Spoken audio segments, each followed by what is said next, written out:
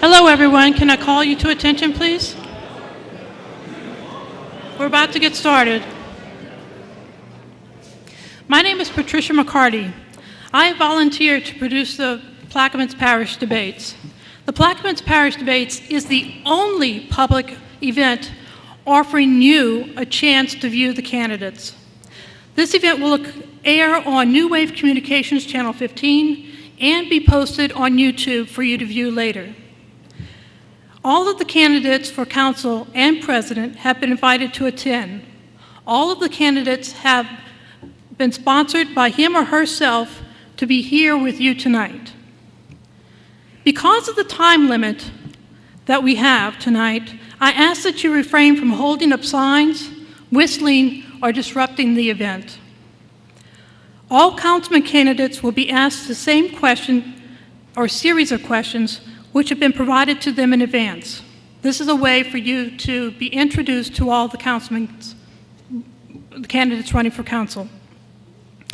After the councilman candidates, we will take a brief intermission before the presidential candidates present their positions. Without further ado, I would like to introduce you to our talented host, Jeff Carrere.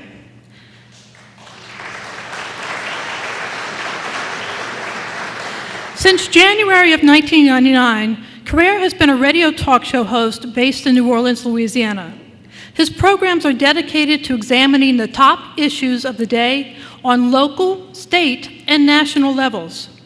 Currently, Mr. Carrere is host of a morning program called Ringside Politics, which airs weekdays on WGSO 990 and can be heard on several affiliate stations and on the internet at WGSO.com. Carrere is also host of Ringside, a television production which is a version of the radio program, which airs on WLAE TV. New Orleans area television viewers can also watch Carrere on ABC Channel 26, where he has served since 2002 as a political analyst. Carrere hosts a local version of Politically Incorrect called Politics with a Punch, which includes a panel of candidates, comedians, politicians, media personnel, and newsmakers.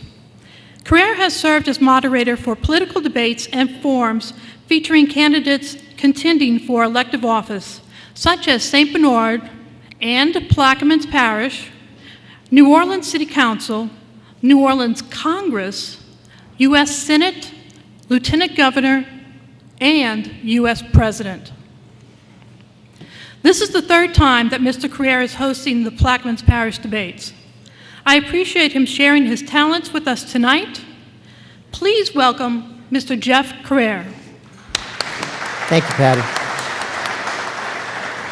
And ladies and gentlemen, it's a pleasure being here with you. If you could join me in giving Patty a round of applause and putting this together. What a tremendous accomplishment. And the great team here. So we're going to start with the various council districts, and we will start with Council District 1 and then move on. As we have one council field of candidates on the stage, if the other candidates could get ready and move on up to the stage so we can just move seamlessly from one district to the next. So let's get started with Council District 1. I'd like to welcome Mr. Michael Rodriguez. Mr. Rodriguez.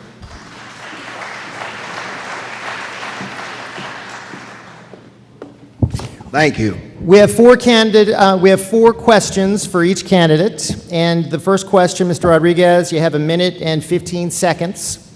Please introduce yourself, provide your education and qualifications for council, and state why you're campaigning for the position. Well, all I am is a high school graduate. I hadn't had the opportunity to go to college. My father died when I was a 15-year-old teenager, and I had to go out and work. I was fortunate enough to find a good job in Plaquemines Parish. I worked for Bass Enterprises for 30 years before I had to take a retirement. I handled all the outgoing crude in barges in the Mississippi River.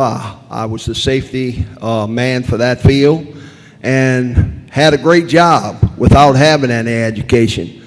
But I emphasize on education. My grandson right now is in his 4th year at Southeastern. I have 9 grandchildren, but education is very important for our kids. And I've been in this parish since I was 19 years old. And my qualifications, I've got involved with council meetings when they try to take our Point Lahash ferry away. And this is something that we need and is very important for Point Lahash and the lower West Bank. Okay, Mr. Rodriguez, do you think the parish should continue to have 9 districts, yes or no, and why?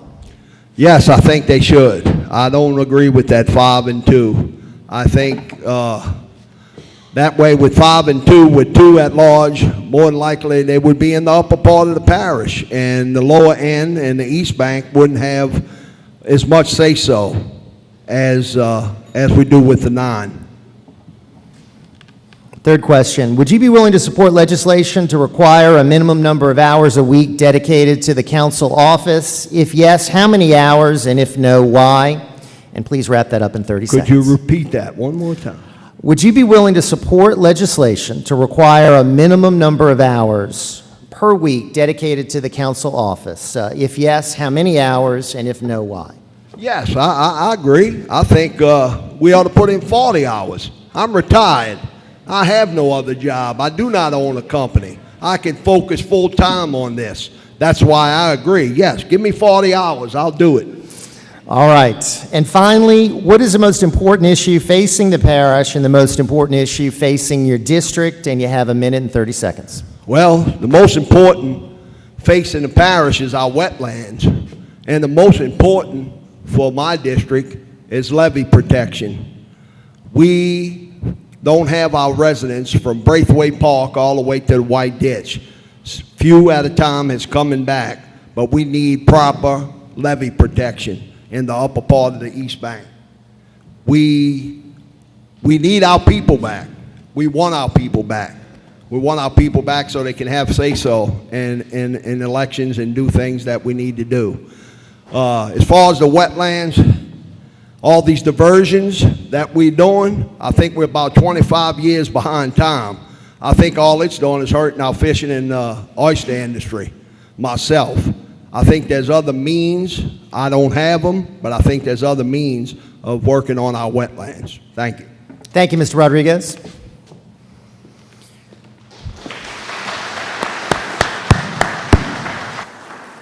Now I'd like to introduce the candidates for Council District 2, Mr. Bo Black and Mr. Mike Dombrowski.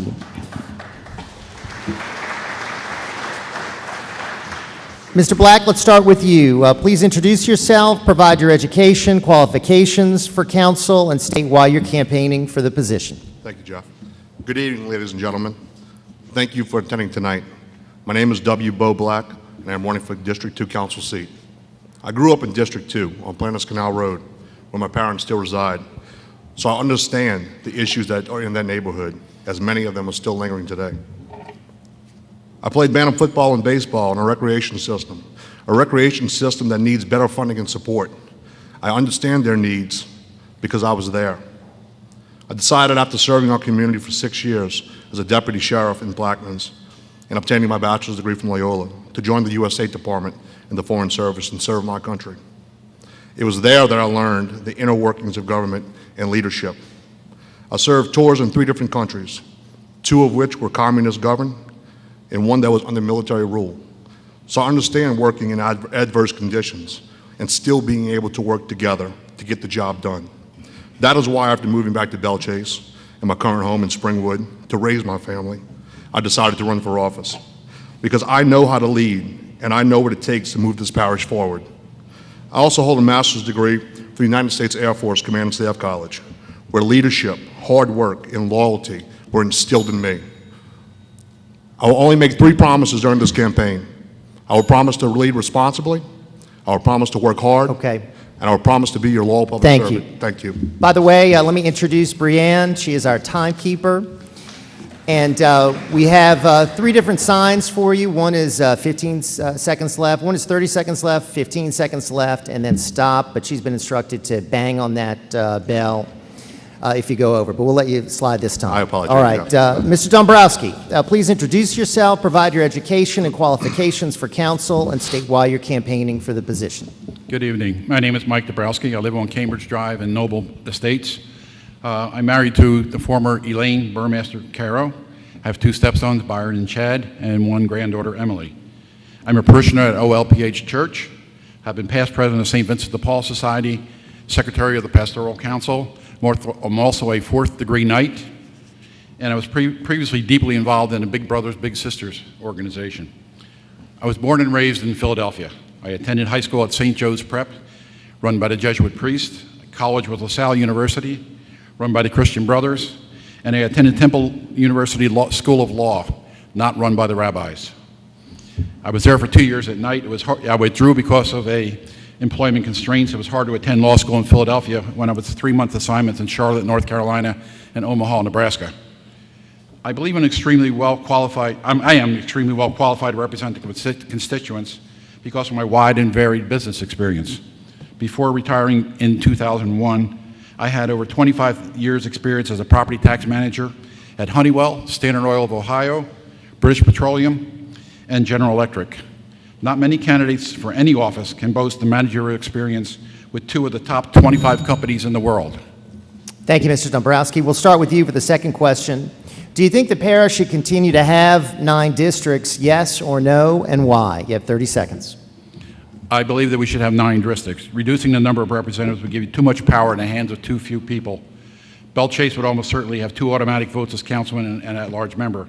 I'm willing to work with the other councilmen to do what's best for Plaquemines Parish, as well as District 2. Okay, Mr. Black, do you think the parish should continue to have 9 districts, yes or no, and why? This is the decision that should go before the voters. If they decide to go with 5 and 2, then what we should do is have one council at large position represent the East Bank and the lower end to make it equivalent, and we have the other one represent Belchase. Thank you.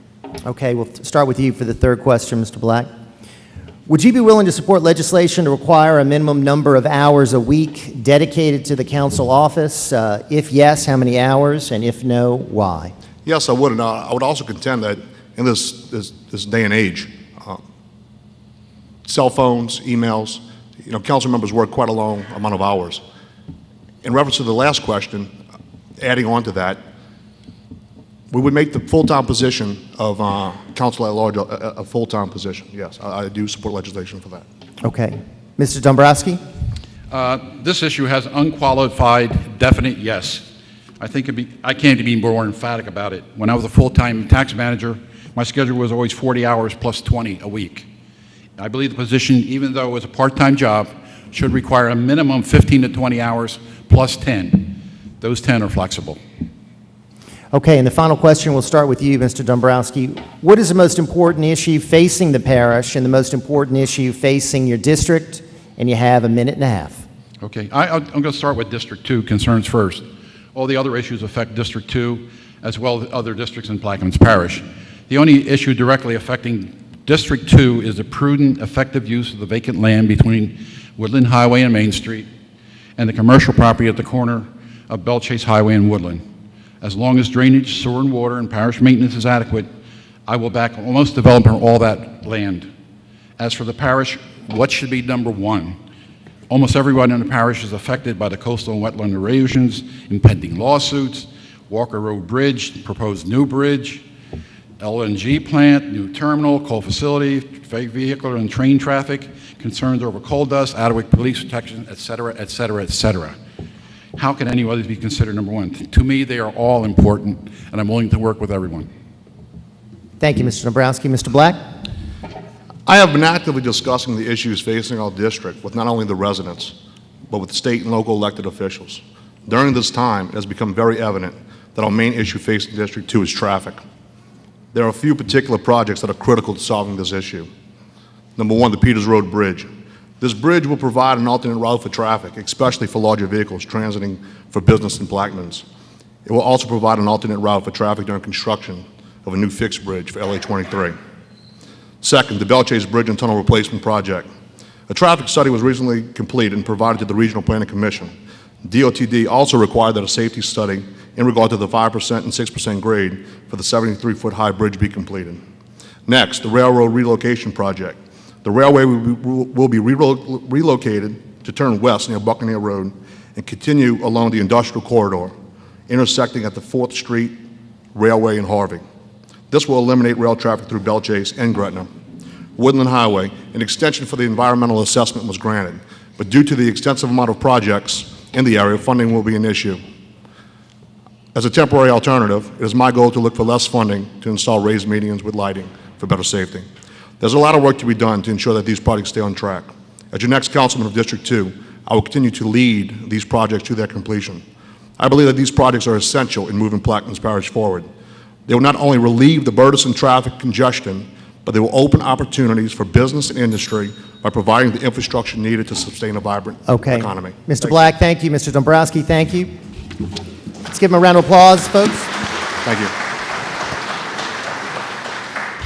Your candidates for District 2.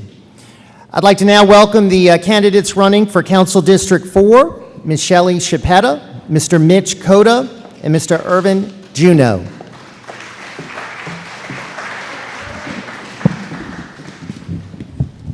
Ms. Chipetta, let's start with you. Please introduce yourself, provide your education and qualifications for council, and state why you are campaigning for the position. Hello, my name is Shelley Chipetta, and I want to be your voice on the council for District 4. I'm running because for my entire life, I've watched the council fight amongst each other or with the parish president, resulting in economic stalemates. A new day has dawned on Plaquemines Parish. Now is the time to make courageous changes in our government to get rid of career politicians and welcome a new council that has your interest as their only priority. I'm a 47-year-old Republican, mother of 2. My parents grew up in Port Selfer, and I had 23 cousins in South Plaquemines. I visited every weekend, and I moved here 20 years ago when I had my children so they could enjoy the same resources. I have a degree in finance and a law degree. I'm uniquely qualified because I've been an attorney for the past 21 years and a bank financial analyst. My experience in education made me qualified to manage your money in a fiscally responsible and prudent manner. I am proud to call all of Plaquemines home, and I ask for your vote so that we can move forward with professionalism, new ideas, and innovative ways to govern our parish. Thank you, Ms. Chipetta. Mr. Cota, please introduce yourself, provide your education, qualifications, and state why you're campaigning for the position. Thank you, and thank everybody for coming out tonight. My name is Mitch Cota. I'm a retired Master Sergeant from the Louisiana Air National Guard. I'm currently the State Commander for the Veterans of Foreign Wars for the Department of Louisiana. I also serve as the Chairman of their Council of Administration. I currently have my education on hold right now as I finish my term out as State Commander. Excuse me. I'm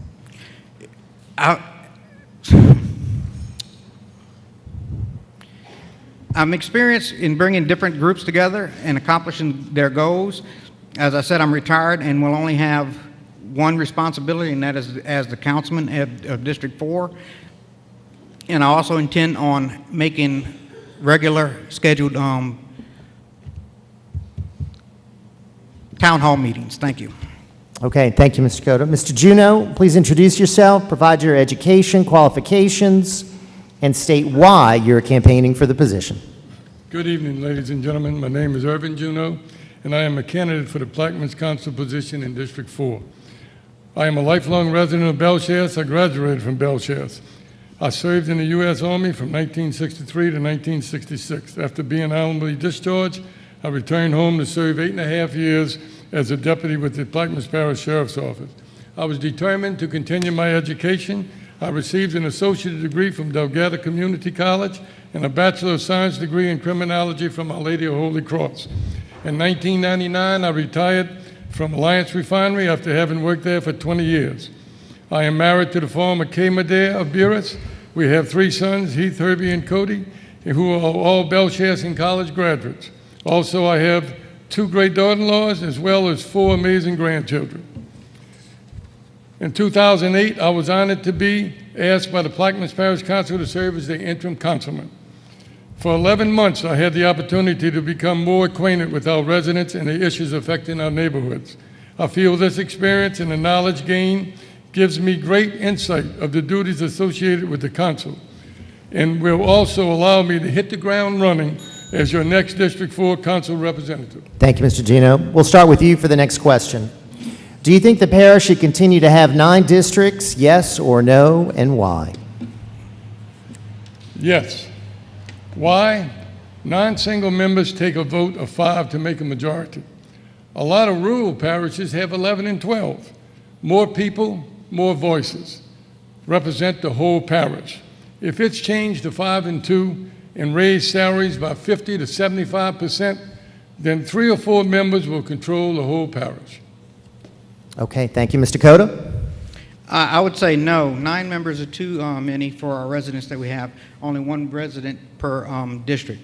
With the 5 and 2, we'll have 2 voices on the council per district, 1 being a member at large. And from what I understand, the member at large is going to be separated so they can't all come from 1 area. Okay, thank you. Ms. Chiappetta?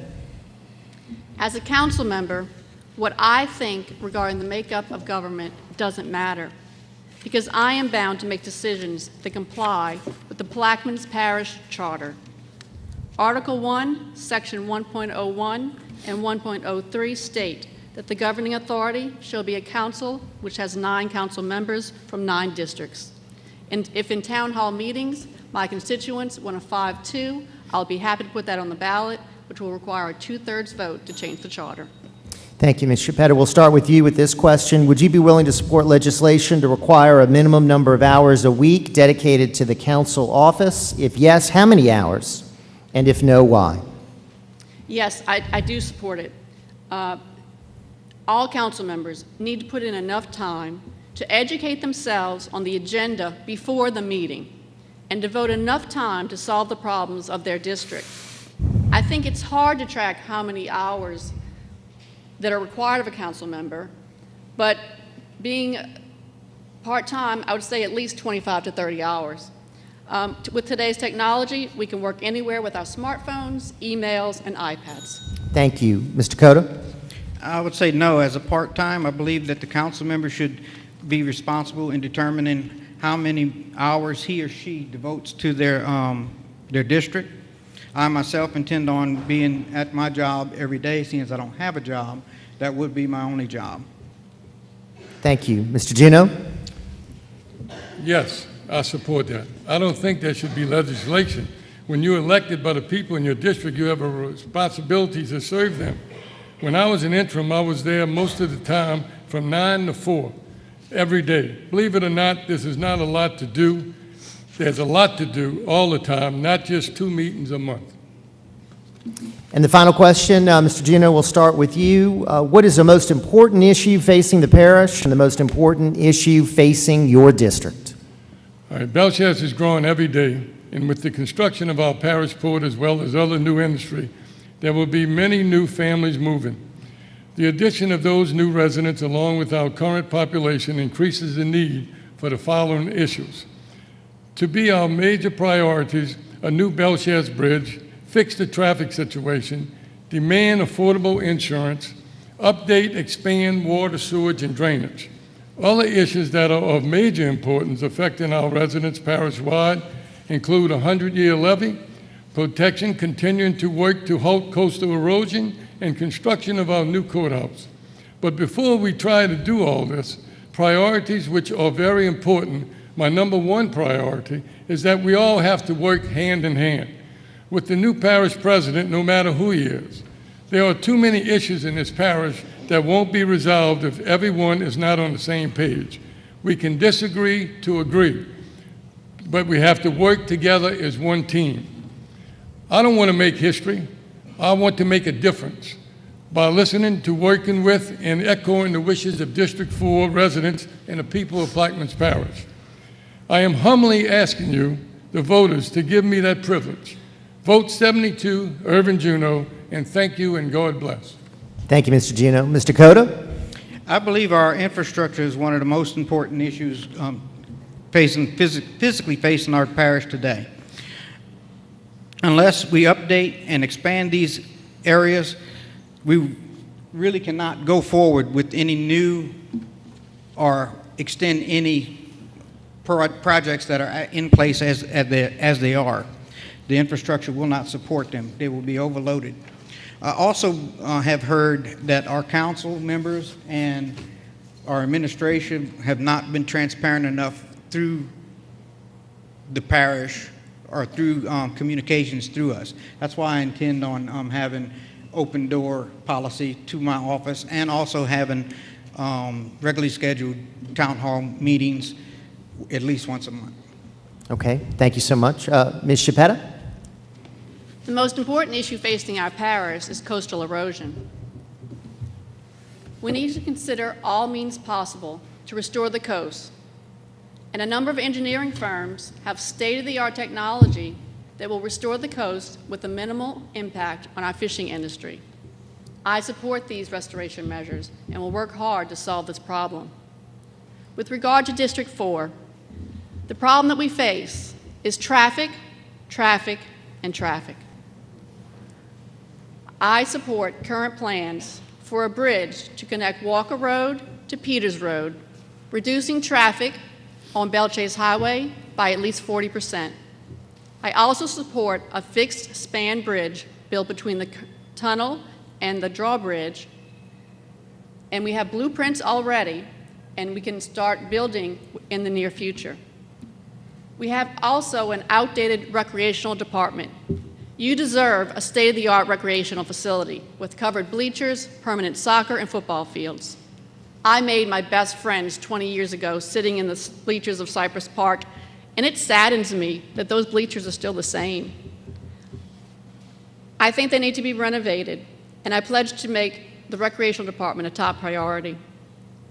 I truly hope that you vote for number 70, Shelley Chiappetta, to represent you in District 4. Thank you. Thank you, Ms. Chiappetta. And help me thank these candidates, our District 4 candidates. Thank you all. I'd like to now introduce our District 5 candidates for council, Mr. Rick Freeman, Mr. Christian Harris, and Mr. Benny Roussel. And we have two of the candidates here with us. I don't know if the third one is here. Let's start with you, Mr. Roussel. Please introduce yourself, provide your education and qualifications for the council, and state why you're campaigning for this position. Thank you, Mr. Carrere. Thank you all for coming tonight. My name is Benny Roussel, and I'm a lifelong resident of Plaquemines Parish, graduating from Belle Chase High School on this very stage. Upon graduating from high school, I went to work in the private sector for a while, then joined the Merchant Marines, and upon returning from the Merchant Marines, went to the University of New Orleans, where I graduated with a degree in political science. After graduating with that degree, I started attending council meetings and eventually got elected to the council, got re-elected to the council, and served my 8 years there. I was term limited out, and upon being term limited out, I went on to be elected to the Louisiana State House of Representatives, representing District 105, which consisted of Plaquemines Parish, part of Jefferson, and part of Lafourche Parish. Upon serving that term, I was recruited by an existing council to come back and run for parish president, which I did, and won that seat, and then won re-election at that seat. I was term limited out at that seat after Katrina and Rita. Having been here for those two events, it gave me quite an experience. And the reason that I'm running for this seat, after being... Thank you, Mr. Roussel. Mr. Freeman? Hello, my name is Rick Freeman. I'm a lifelong resident of Plaquemines Parish. I was schooled in Belle Chase High School, River Oaks, and Nichols State University. I'm married with 3 children and 2 grandchildren. I served as your past District 2 councilman on the Port Harbor and Terminal District, also served on the Audit Committee, and was chairman on that committee. I served on the Insurance Committee. I understand the budget of the parish, and I won't have to take time to understand it to move in that position. I'm very conservative with your tax dollars. I ran my own business for 32 years. electrical and diesel engineer.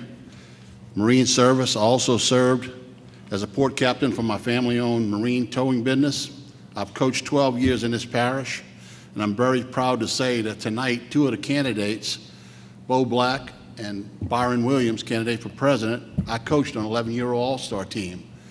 I believe in integrity, and I think it shows tonight that those two young men are here. I'm not running for the salary.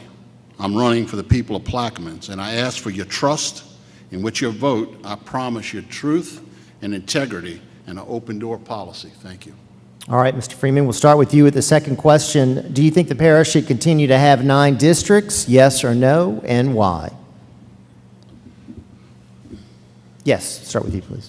Well, I think that's come up several times. It's a vote of the people. It should be. It shouldn't be my decision. But if you're going to ask me, I like the 9-member council. It gives us full representation of the parish, and it doesn't allow 2 council members to become lifelong politicians with a lot of power. Thank you. Mr. Roussel? I also support 9 single-member districts. However, I would like to see a reapportionment plan put into effect that makes some sense. As I walk the doors and talk to people about the districts that we are living in now, when people ask me, how did they draw these lines? And I have to respond, the current council drew these lines. And the way they drew these lines make very little sense. So with that in mind, we need to redraw the lines to where they make some sense, and on a reapportionment plan, we can do that. Thank you. Mr. Roussel, we'll start with you. Would you be willing to support legislation to require a minimum number of hours a week dedicated to the council office? If yes, how many hours? And if no, why? I do think it's mandatory, and as I was saying before my time ran out, after being term limited out, I went to work for the state as the Department of Natural Resources, Environmental Department. I have been attending the council meetings for the past 5 years. And I can tell you I have a better attendance record than some of the people that have elected to the council. So it's mandatory that you at least show up for your council meetings. And that's 24 days a year.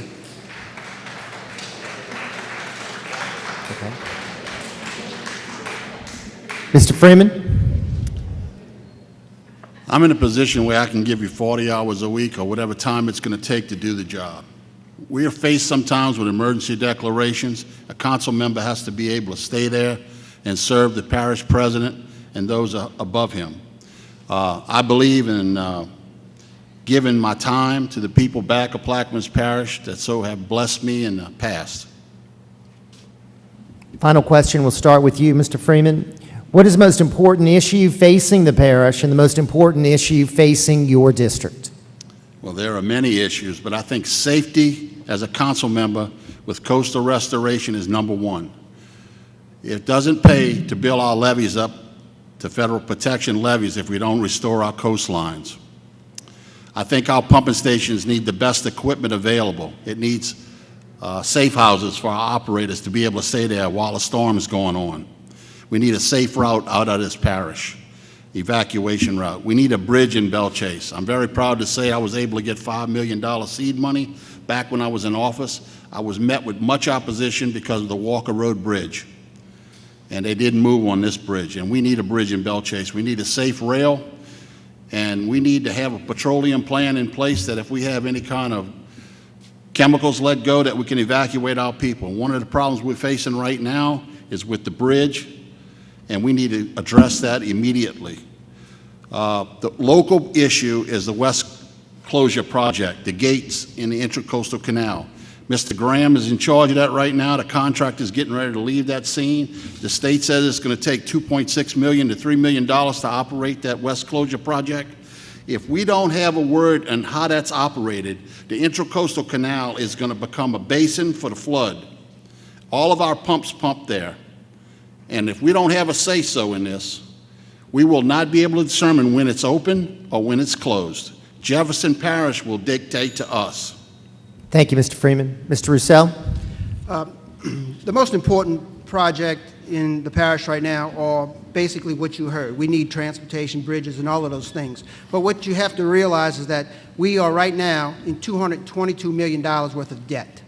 That is on top of the extra $15 to $20 million in cash that is coming to the general fund from the high price of oil and gas. We used to balance the budget at $50 a barrel. Now we balance it at $95 and $100. So we not only have dug ourselves a hole, and created a problem. At the end of this year, you'll get a nice little tax increase on your property that you didn't even ask for. As far as the projects themselves, you heard them from all of the candidates. We all want bridge and transportation projects. As far as paying for them, that's another issue. As far as the local district that I represent, District 5, which I hope I will represent, we have to have sewage extensions down, for instance, Bergeron Lane, Bergeron Drive. We have failing infrastructure because the part of the district that we have in this configuration, it's an old part of the district. It's not Springwood, it's not Pleasant Ridge where they have newer infrastructure. We have older infrastructure like off of Barrier Road and in the other areas from the base to Walker Road. Those infrastructures need to be repaired. And to do that, we have to free up some cash. And to do that with $222 million worth of debt, we need to make some fine cuts. And we need to reorganize the government. We have some policy decisions to make. We have to look at the positions that are being paid now in excess of $140,000 a year for part-time positions. All right. Thank you, Mr. Roussel. Let's thank our candidates here for District 5. Thank you, gentlemen.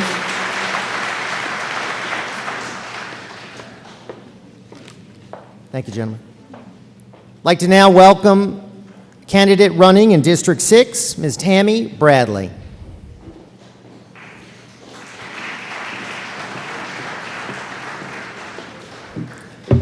Ms. Bradley, please introduce yourself, provide your education and qualifications for council, and state why you're campaigning for this position. Okay. Good evening, ladies and gentlemen. My name is Tammy Lynn Bradley, and I'm a lifelong resident here in Plaquemines Parish. I was born and raised in Oakville, where I still reside. I graduated from Belle Chase from this very same stage. In well, I'm not going to give you the year because you'll know my age. Then I continue on my education at Our Lady Holy Cross College, where I received a master's degree in community counseling. I love people. Therefore, when I look back, I see all my professions, and it was working as a school counselor, elementary school counselor, mental health counselor, and I even had an opportunity to become a TV personality, where I started my own TV show, The Tammy Bradley Show. What we need as a council person is someone that loves, someone that cares, and someone that wants to do for their parish. Thank you. Okay, our second question for you. Do you think the parish should continue to have 9 districts, yes or no, and why? Yes. I believe 9 districts is perfect because it would allow the council members to better represent their individual district with their concerns and needs. Also, it would give the citizens an opportunity to know their council person, and that's very important. Thank you. Third question for you. Would you be willing to support legislation to require a minimum number of hours a week dedicated to the council office? If yes, how many hours, and if no, why? Yes. I believe a council member should serve at least 25 to 30 hours. And what this does, it would give the people, what this does, it would give, could you, wait, excuse me, I'm not nervous. I'm not nervous because what it does, as a council member, it would give the people an opportunity to represent, I'm sorry, I didn't finish that. Okay, I'll give you a few seconds to finish your thought there. Go ahead. Okay. Well, it would give the council members an opportunity, knowing that they will feel secure. Okay. Let's move on to the final question for you, Ms. Bradley. What is the most important issue facing the parish and the most important issue facing your district? Well, with everything going on with the road construction and everything that's going on in this parish, we need a parish leader. We need a parish president, one that is willing to serve all people in all districts, one that practices humble servitude to be able to listen to those whom he is leading. Must be one that just don't say what you want to hear, but they say what is best for the parish. They must display humility and be a servant of others, especially those that they are leading. Now, for District 6. District 6, the council person it's important that we have a great council person.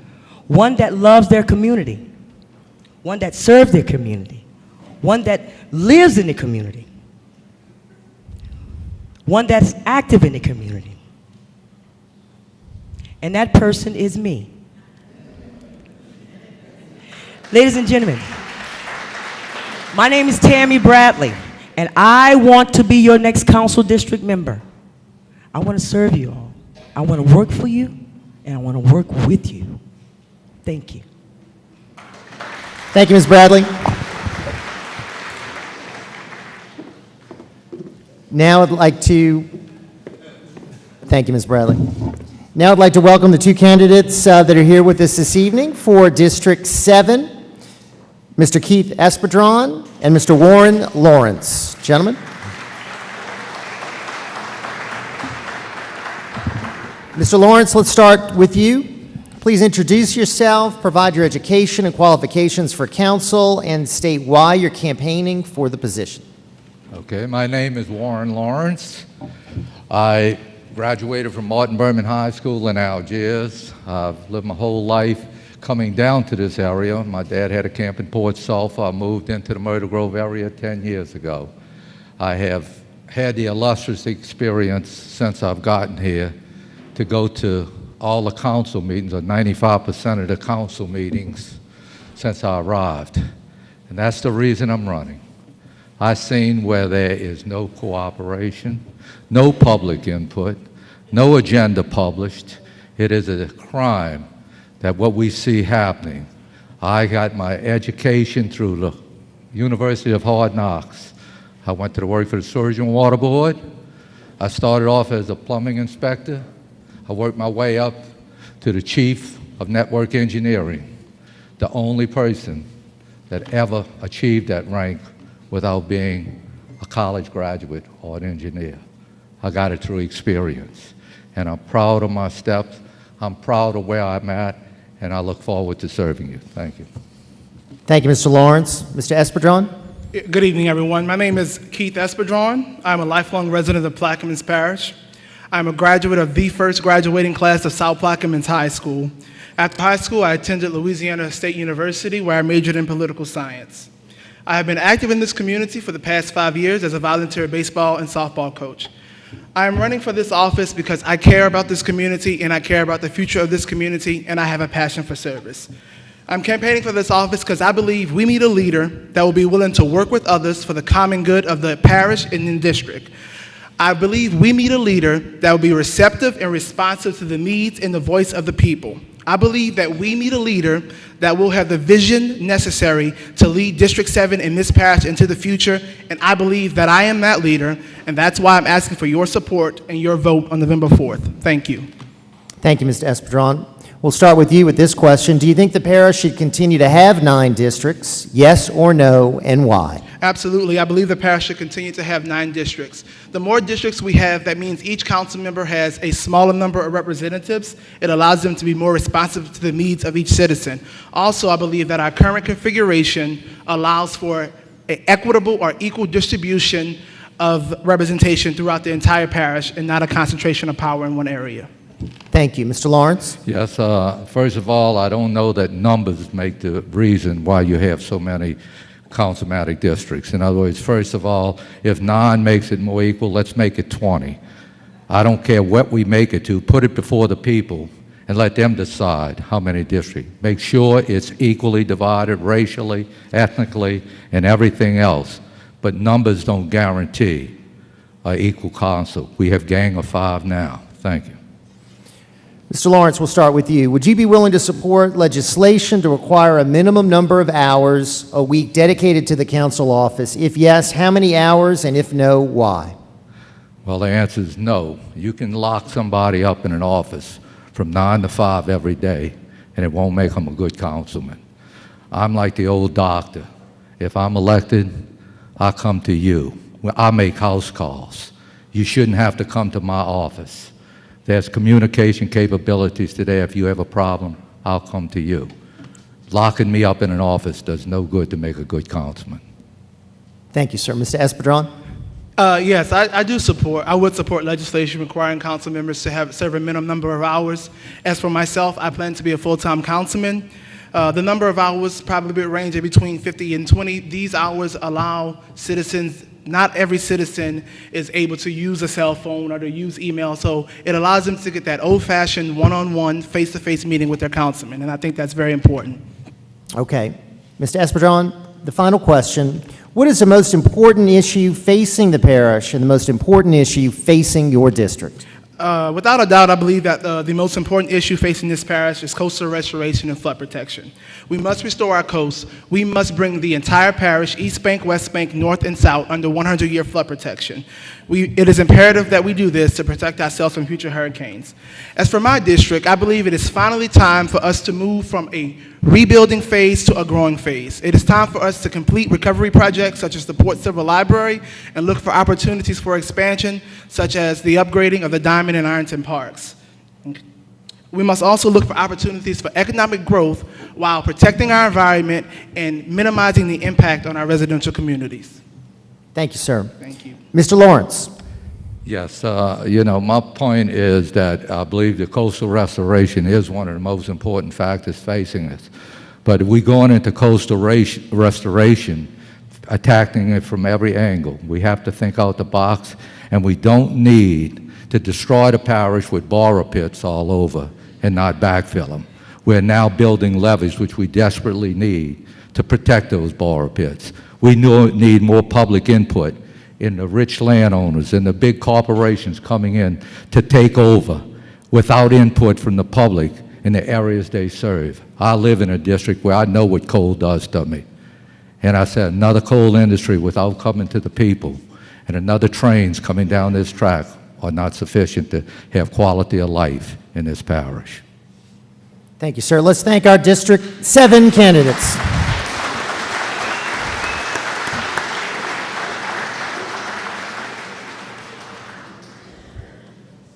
Let's now welcome two candidates that are joining us in the race for Council District 9, Ms. Norma Smith and Ms. Nicole Smith-Williams.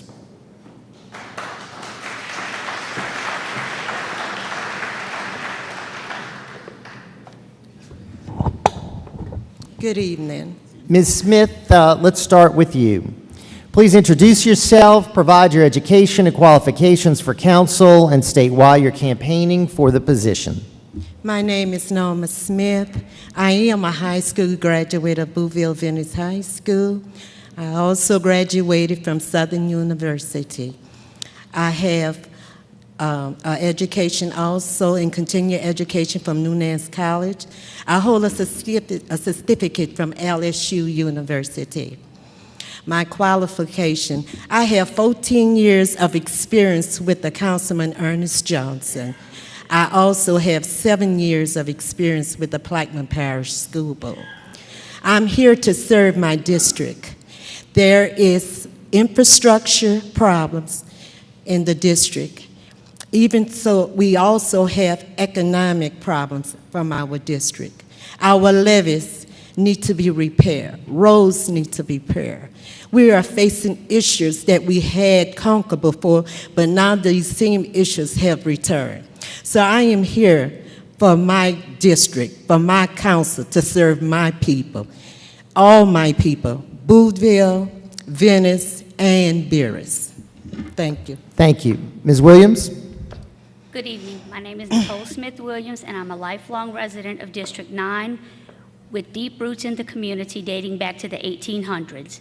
My family has always lived in District 9, and I plan on residing there. I've been married for 20 years to my husband, Roberto Williams, and we have 2 children. I studied business administration at Delgado Community College and am currently employed as administrator at Tolga Resources Venice Complex.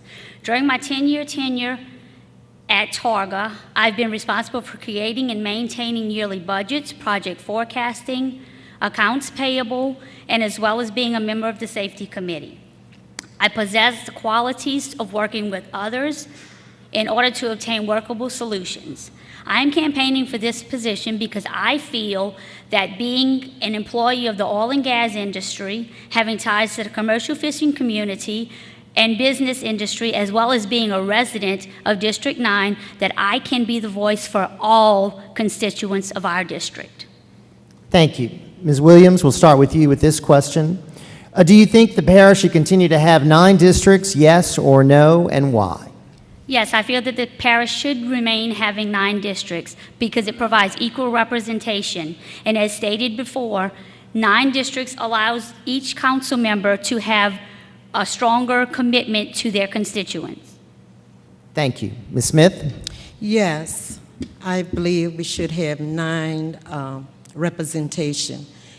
My boss, the Honorable Councilman Ernest Johnson, fought in court to have this district representation for all the people, not just for the people of Belle Chase, not just for the people of Post South, and not just for, but all the people of Plaquemines Parish. So I feel that we should continue. 9. You support the 9 districts. Okay. Let's start with you on this next question, Ms. Smith. Would you be willing to support legislation to require a minimum number of hours a week dedicated to the council office? If yes, how many hours, and if no, why? I believe that we should have 40 hours, 40 hours, because we need to represent our people. We can't say that I work for another company. I'll work for another company for a half of the day and then come to work for the council. Everybody needs representation. Okay, thank you. Ms. Williams? Yes, I would support legislation requiring a minimum amount of hours for a council representative to be in their office, with that amount being 10 to 15 hours. With technology today, I feel that you can get things done and you can go out and about in your district as well as being in your office to obtain results. Okay, and the final question, we'll start with you, Ms. Williams. What is the most important issue facing the parish and the most important issue facing your district? I feel the most important issue facing our parish as a whole is coastal restoration. We need to restore our coast without large-scale diversions, protecting our fishing industry. As far as District 9, we have several issues, but the major one I feel would be economic development, which goes hand in hand with coastal restoration. You restore the coast, bring flood insurance rates down, you bring business back to the community, which will provide jobs. Thank you. Ms. Smith? Yes. You want me to repeat the question? Yes, please. What is the most important issue facing the parish and the most important issue facing your district? The most important issue is facing the parish is our levees. Our levees need to be restored. Not just our levees, but our infrastructure.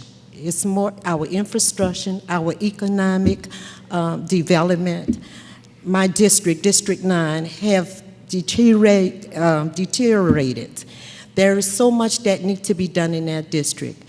We worked tireless in that district for the 14 years that I served with Councilman Ernest Johnson, also with the Plaquemines Parish government, where I was in the Department of Drainage, the Department of Vehicle Maintenance, the Department of Gas, the Department of also Fort Jackson Recreation, Fort Jackson Incinerator, and these are the things that need to be done, need to be completed in our district. There is a lot of work that need to be done that haven't been done. So I'm asking you, the council, to work along with me to get these things done for my district and other districts. It's not just my district, it's also other districts. And I'm hoping that as a body that we can work together, hand in hand, to get this work accomplished. Thank you. Thank you. Let's thank our candidates. for Council District 9. Thank you, ladies. Ladies and gentlemen, we're going to take a short break, 10 to 15 minutes, and then we'll be back with the debate for Plaquemines Parish President. Hello, everyone, and welcome back to the Plaquemines Parish debates.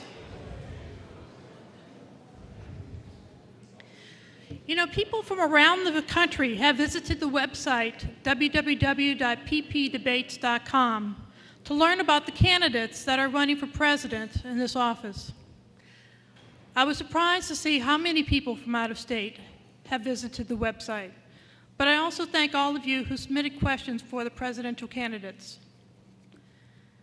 Next up are the presidential candidates. There are 5 candidates running for the office of president in Plaquemines Parish. And once again, all of the candidates have been invited to attend and have sponsored themselves for this appearance. Unfortunately, Mr. Hodnett will not appear for personal reasons. No, hold, please, no response. Unlike the previous format, the presidential candidates do not know the questions in advance. This is your opportunity to see the candidates spontaneously respond and think on their feet, just as they will perform when they are in office. The candidates drew a number to determine the order of appearance on stage and who will receive the first question. I do not know the questions in advance for tonight. I would like to thank you for those who have submitted questions on the website. Mr. Carrere received your input and your concerns and has chosen the questions for tonight's events. Please welcome back Mr. Jeff Carrere. Thank you, Patty. And I would like to thank all the citizens who did submit their questions. Plenty of good material here that I've been going through, and I think we'll have some very interesting questions for the candidates, and I look forward to a very engaging event this evening. Let's welcome our candidates to the stage, Mr. Amos Cormier, Jr.,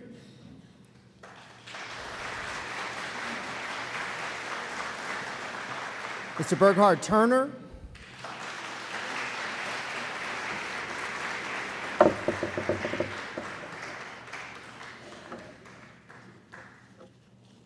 dramatic entrance here.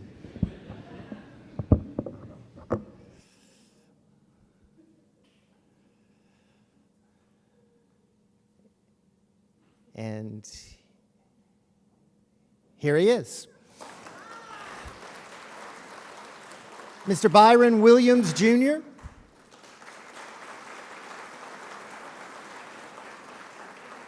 and Mr. Lane Greco.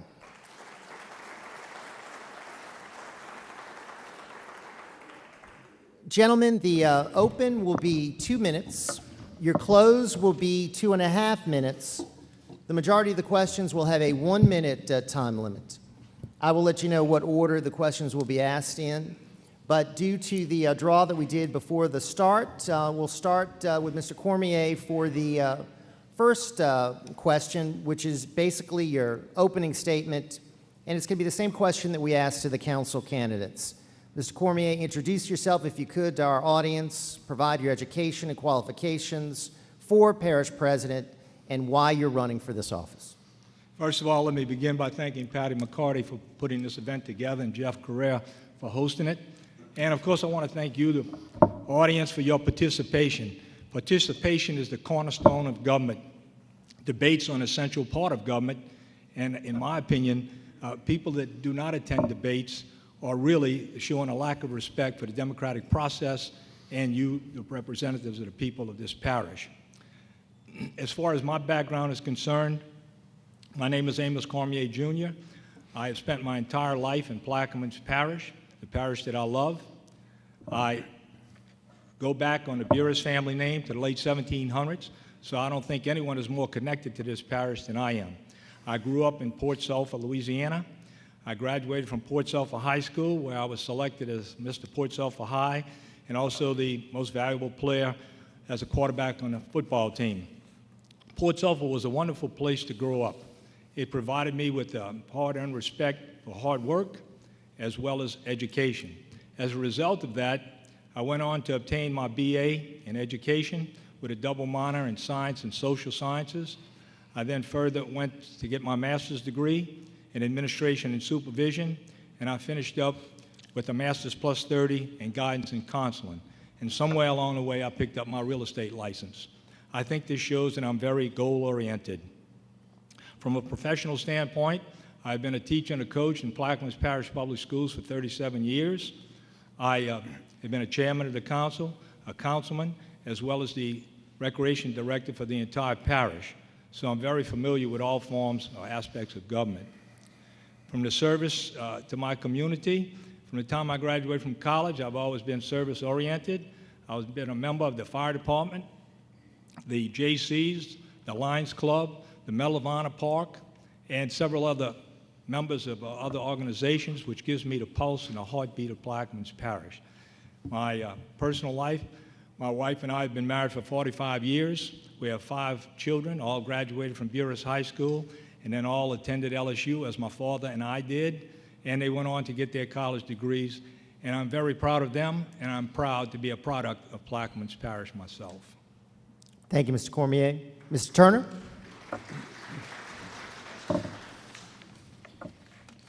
Good evening. I want to thank you for being here tonight. I want to thank you for caring.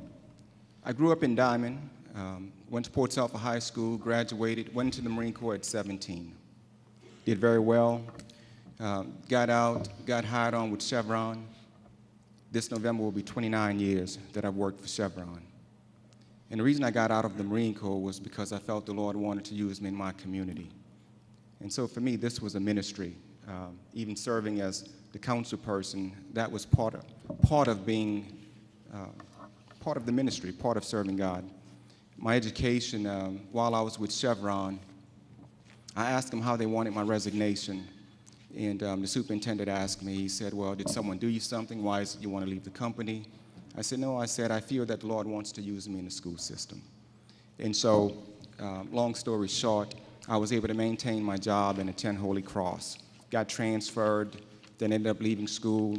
Years later, went back to Delgado, and then just further trained while I was with Chevron. For me, it's about serving God. I'm trusting that the Lord will bless. I'm trusting that the Lord will provide. I'm trusting that the Lord will move on the hearts and minds of the people. I'm trusting that He's going to bring the victory. You know, in Proverbs 29:2, it says that when the righteous increases, the people rejoice. But when a wicked man rules, the people groan. I want us to have a time of rejoicing. I want us to be a blessed parish. We have an opportunity to do that. So I would just say, let us rise up with a greater readiness. Let us stand with a greater determination. Let us move on in these powerful days, these days of challenge, to make America what it ought to be. We have an opportunity to make America a great nation. That's what Dr. Martin Luther King said. And what I say is we have an opportunity to make Plaquemines Parish a better parish. We have an opportunity to make Plaquemines Parish a great parish, and I would like to lead that effort. Thank you very much. Thank you, Mr. Turner. Mr. Williams. Yes, sir. Good afternoon to everyone. Thank you, Mr. Carrere, Ms. McCarty, for putting on this event. Thank the audience for being here on tonight, and also the candidates who have taken time out of their schedule to be here. First, let me apologize for my appearance on today. I have been out campaigning and came straight off of the campaign trail right here to the event on today, so please forgive me. A little bit about myself. My name is Byron Williams, Jr. I'm a lifelong resident of Plaquemines Parish, born and raised on the East Bank of Plaquemines Parish, graduated in 1995 as salutatorian from Phoenix High School. Upon graduating from Phoenix High School, I attended Northwestern State, where I walked on the football team, becoming a 4-year letterman and also earning my BA degree in education. Upon graduating from Northwestern State, I had a brief stint in the NFL with the New York Giants. That didn't work out too well, so I returned back home and began to teach at Belle Chase Primary, also becoming a coach at Belle Chase High School. Upon coaching at Belle Chase High School, I had an opportunity to be hired by Louisiana Workforce, where I served 5 years as the pre-GED teacher in the Port Sulphur community, which was for the Plaquemines Parish school system as well. At that time, I served as Plaquemines Parish school board member as well, serving for 5 years as a school board member. 2 of those years I served as school board president. Also, I served as Director of Public Service with Plaquemines Parish Government for 7.5 years as well.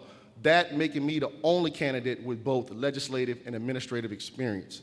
I'm asking you all today to please look at the democratic process as the other candidates have mentioned, and make sure that your vote is being counted. Regardless of who you're going to vote for, make sure that your vote is counted. As citizens of Plaquemines Parish, we must make sure that we're focusing on coastal restoration, economic development, also our port, our courthouse, and also a new 4-lane tunnel in the Belle Chase area. I would love to talk more about the tunnel. I know we have a very short period of time, but I know that the bridge is only being proposed because engineering firms in this area only build bridges. Let's look outside the box. Let's think outside the box where we want to have seamless, zero impact on the community, zero impact on the businesses, and also have a greater Plaquemines Parish. Thank you. Thank you, Mr. Williams. Mr. Greco.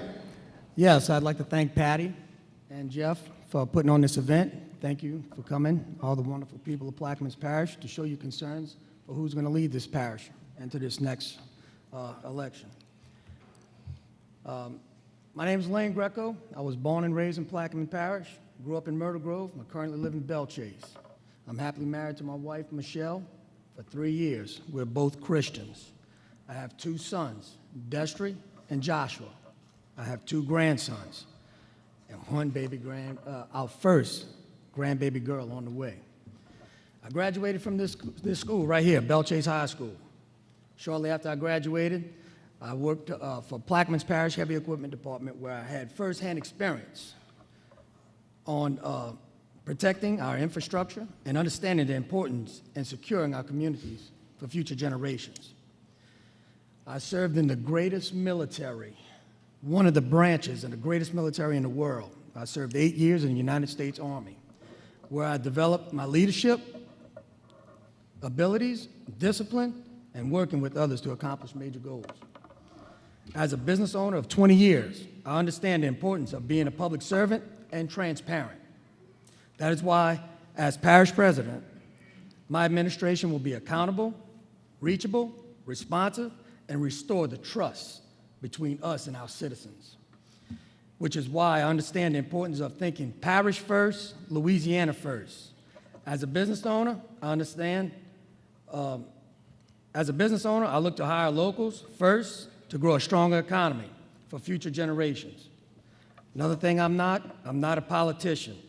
As a businessman, I have the vision for success for our future. Please support me November 4th. Thank you. Thank you, Mr. Greco. We'll start with you with this question, Mr. Greco. In polls that have been done across the nation and in the feedback that I received from the citizens of Plaquemines, one of the top issues is always the economy and jobs. If you're elected parish president, what can you do to bring jobs to the parish, to grow the economy in the parish, and overall to foster additional economic development? Okay, well, I think we made the first major step by putting a hospital down in Port Sulphur, which can bring more business down into the parish, especially if we have any major companies looking to come down here. They got to have a place to send somebody if they get injured on the job. I've been talking to companies right now. I'll give you a name of one of the companies I've been talking with. We lost Barrier Construction right after Katrina. Nobody's ever pursued the company to come back in. I'm already talking with these people to come back in. That's major jobs. I'm looking at jobs, tax base. Well, we need that revenue so we can get all these jobs, these issues that we have with the parish funded so we can complete them.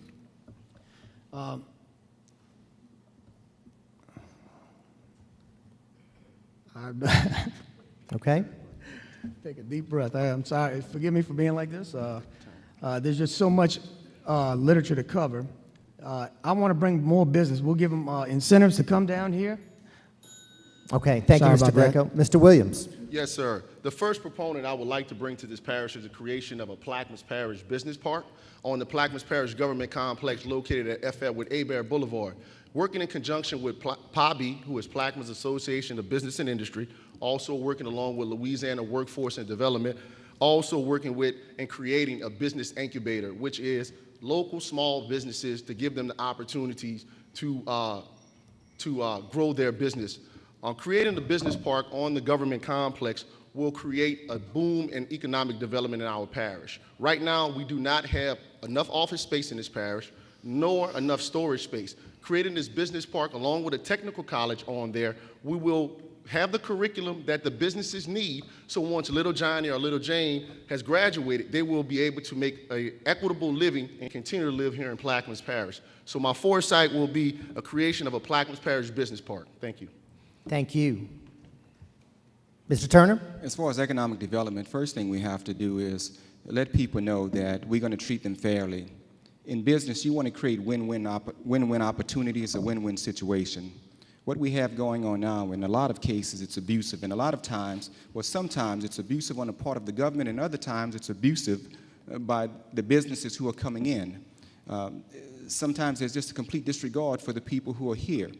Let me tell you something. Our kids, right, our college-age kids, they can wave a flag on the road and signal trucks just as well as someone from Metairie or elsewhere. Until we make it a focus to hire locals, it's not going to happen. They're not just going to give us what we're due. We have to put pressure. We're giving tax breaks, incentives, and yet they're still not hiring locals. One company came before the council, wanted an enterprise zone, and I asked the representative, I said, well, how many people will you hire? She said none, but the application said 60, and we still approved it. Things like that has to change. We have to make the people here the focus. Thank you. Thank you, Mr. Turner. Mr. Cormier. Yes, really, government doesn't create jobs. It creates an atmosphere for jobs to flourish in and to get produced by. The government has to have an open-door policy to listen to these companies and maintain a low tax base and low millages so that they make it an attractive area for them to come into. Free enterprise zones, foreign trade zones are all things that the government can create to provide those activities for business. Also, we need to emphasize our strengths. Well, the strengths of Plaquemines Parish, we overlook them because we're around them so much. But fishing, the river itself is a gold mine, tourism, and of course our energy resources, oil, gas, and other minerals. Thank you, sir. Mr. Williams, let's start with you with Yes, this sir. question. What is your opinion of the proposed port location? Should we keep the location, relocate it to the other side of the river, or locate a more advanced container port at the mouth of the river? They said the courthouse? Sir, I'm sorry. What is your opinion of the proposed port location? Gotcha. Should we keep the location, relocate it, or locate it to or also locate a more advanced container port at the mouth of the river? I think that we need to look back at the study and reconvene with the new council and also the new parish president at that time to revisit the language and legislation that was passed to put the study that was done to put the port where it is. There were several other studies that were done prior to this one that indicated that it should be on the east bank of the river. So therefore, we must reconvene and not make harsh, irrational decisions just because that's the way we feel. We must make sure we put it before the vote of the people, bring all of the information to the people, and not pass a tax without the people having the opportunity to vote for it. So I would say I am in favor of a port, but the right location, which will be a tax boost for our parish and also an economic driving engine, but it has to go before the people and not a tax being imposed on them without their vote. Thank you, sir. Thank Mr. you. Turner? Port location, the study, even though the port is, we purchased land on the West Bank, and you would think that the study said that's where the port needs to go. The fact of the matter is that the study says the #1 site was on the East Bank, the AMAX facility. That's where it should have gone, but for political reasons, we didn't move in that direction. So now you have it in the Citrus Land area, an area that, one, we paid too much for the land. We had the opportunity to buy all of Citrus Land, and behind politics, we didn't do it. And so, two parts to your question. One, it should be on the East Bank. That's where our focus should be. And at the same time, simultaneously, we should be pushing Senator Crow's issue with a super container site at the mouth of the river, Southwest Pass. So you support his initiative? Fully. Okay. Thank you, Mr. Turner. Mr. Cormier? I think the key is the logic, and that's the Louisiana Offshore Gulf Terminal Transfer System. It's down at Port Eads, off of Southwest Pass, and it can create thousands of jobs for the parish as well as the other parts of Louisiana and up and down the Mississippi River. We had an opportunity to get some land at the Freeport site, We had an opportunity to possibly utilize the land at the experimental station, and for some reason we went ahead and purchased land around Myrtle Grove, which I really couldn't fathom that position. I also agree that the East Bank would probably be more suitable at AMAX, and I know that we don't want the traffic problems without the infrastructure in the Belle Chase area. Thank you, sir. Mr. Greco? Well, I really don't have any information about this. I'm uninformed on this issue, so unless I knew all the aspects of it before I can make an educated response to that. Okay. Thank you. Thank you for your honesty there. All right. Let's start with Mr. Turner, okay? And this is a problem we've seen not just in Plaquemines, but throughout the state of Louisiana. And that's, of course, political corruption. So here's the question that I have and that many of our citizens had. What is your plan to prevent corruption among elected officials and among parish employees if you're elected parish president? First thing is going to be transparency. The first thing we're going to do, we will open up the books. We will bring in an outside auditor, and we want to make sure that the people are confident that we are handling the funds properly. Personally, I feel that we're not. And so when you talk about corruption, I feel that corruption exists right here, but I can tell you those days will be over under my administration. The focus will be taking care of the people, not taking care of certain businesses. The focus will be making sure that whenever we work a project, that it's not being funneled or directed to certain companies. With me, you will have honest government. I don't owe anyone. I'm not on a take with anyone. It's about doing what's right, and not only doing what's right, but it's doing what's right for the right reasons. And that's what I'll bring to the table. Thank you, sir. Mr. Cormier? Honesty should be a requirement, not a request in government. We unfortunately have gotten to a position from our national, state, and local levels in government that we think that government cannot exist without some behind-the-scenes operations taking place. And that's a fallacy. Good government can exist, and of course it requires the participation, as I stated earlier, the people in the community being aware of things and speaking out against those particular items that do not go according to what they should be done. Thank you, sir. Mr. Greco? Transparency. I agree transparency should be the key to every issue. I feel that each and every one of the citizens should go up on the parish website, should be able to pull up any job on the website, find out where we at, how much the job costs, how many days we're out from completion, and what jobs we have coming, and what jobs are going to be starting in the future. I think being transparent in my administration, we will be accountable and transparent. You will know every aspect of what we're doing. I'm not going to, I have an open book policy. You can come to me at any time or any part of my administration. Thank you, sir. Mr. Williams?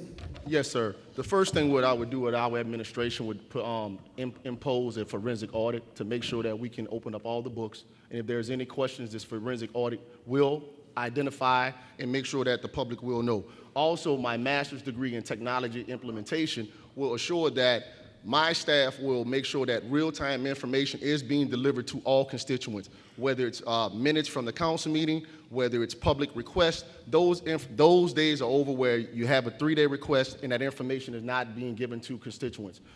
Transparency is a word that you do not speak, you act on it and you do it. And that's what we're going to bring to the table, a forensic audit, and also we're going to follow the public bid law. The public bid law states you must have you possess the lowest qualified bidder, and they must be qualified. They cannot be a friend of a friend of a friend, the lowest qualified bidder, and we have followed the state bid law, and that keeps us out of any gray area, which we will not be in. Thank you, sir. Thank you, sir.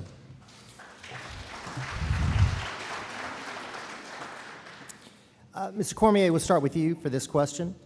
What issues or problems have you witnessed regarding the operation or management of the current administration, and what will you change regarding the administration of the parish after you take office? One of the things that I want to bring to the parish is local people. I do not think that you have to be an expert to be outside of Plaquemines Parish. We have all the experts and all of the knowledge that we need in Plaquemines Parish. The last time I checked, I didn't see any letters added to some other alphabet in some other parish. So the education of the people in Plaquemines Parish, with that, they deserve to be in the positions to run this parish. Okay. Thank you, sir. Mr. Greco? Can you repeat the question? Sure. What issues or problems have you witnessed regarding the operation or management of the current administration? And what will you change regarding the parish administration after you take office as parish president? Well, one of the issues I've seen is doing projects twice. We can't afford to do projects twice. We got a Boothville Community Center that leaked, the roof leaked from day one. It will not happen under my administration. Thank you. Okay. Thank you, sir. Mr. Williams? Yes, sir. The first thing I say, our administration will implore to the public that we will be at council meetings. The parish president and his administration will work hand in hand with any council members that are elected and their staff. Second thing I would like to bring to the table that I think that will help the council and the administration is ad hoc committees. Being a former school board member, we had meetings before meetings before meetings that the public was invited to that 4 board members can attend and also the superintendent. I would like to employ that method where we would have ad hoc committees. The parish president will be there along with whatever council members that are on these committees and make sure that we get the business out in front of the people. The people will be allowed to come to these meetings as well. So when we go to a council meeting, we do not have the bickering, the backbiting, but we're there to serve the public, which our jobs are, public servants. Thank you. Thank you, sir. Mr. Turner? The problem with operation, the current operation is the leadership, which is driven by the parish president. We have 2 areas of concern here. One is the way workers are treated, the unfair practices within the workforce. Right now you have the buildings department, you have some who are forced to take comp time, and then heavy equipment department, other departments, they get paid overtime. So there's an inconsistency, and then I feel there's also just a violation of the law, Fair Labor Standard Act. And so we need to make sure that we're treating our people fairly, and then we need to make sure that we're treating the communities, the different areas of the communities fairly and equally. If you have debris on the side of the road in Belchase, it gets picked up. If you have debris on the side of the road in Beerus, you have to call a council person. So the way we treat our employees and the way we treat the community, that's going to be the biggest change. That's the change in the operation that needs to take place. Okay, thank you, sir. Mr. Greco, let's start with you with this question. What is your plan for the east bank of the parish? We've been waiting too long for some real security from flooding. Belchase has their protection, but people outside the levee protection have houses that they can't sell and are afraid to rebuild. Do you have a real plan for the people outside of Belchase? Well, we're one parish, and we should treat all fairly and equally. First, we should have we got a levee right now that's not being built. There's cracks in the levee on the East Bank and Braithwaite. People have been lied to, say that there's been emergency repairs. There's no emergency repairs there. When I was working in heavy equipment department for the parish, we did our own levees, and we reached out to the local community, and we built our own levees. We reached out to the trucking companies. We did everything in-house. In my administration, I said we don't reach across state lines to try to get people from out of state to build our levees. We have the resources right here in this parish to build our own levees. And we should do that and take that tax incentive back, let the parish rebuild our levees with the help of local businesses. Thank you, sir. Mr. Williams. Sir, in regards to the East Bank, I'm a lifelong resident of the East Bank, and I do live behind the 17.8 miles in the Braithwaite to White Ditch area that we were inundated several years ago by Isaac overtopped because we do have a 27-foot high wall adjacent to us in our neighboring parish, St. Bernard. So there is issues that we have to face, which are policy and procedures. We cannot build a high enough levee. We have to pump sand 24/7 and not with fringe marsh projects. We're talking about offshore projects, working with the local fishermen, working with the local businesses as well to make sure that when we do put in this infrastructure that we have the permitting policy to keep that infrastructure in place so that we can continue to develop land and protect our precious heritage and our assets, which are our people. Thank you, sir. Thank you, sir. Mr. Turner. The answer for the East Bank is levees, economic development, and social amenities. putting things in place that would make the people want to visit and stay and live there. And so when it comes to the levees, we have definitely done a disservice. We purchased Clyde Giordano's property, being told that we needed it in order to do phase 1 and phase 2. Last two council meetings ago, we were told that we're just going out for design on phase 2. And so we have to be honest with the people, not mislead them, not just tell them what they want to hear.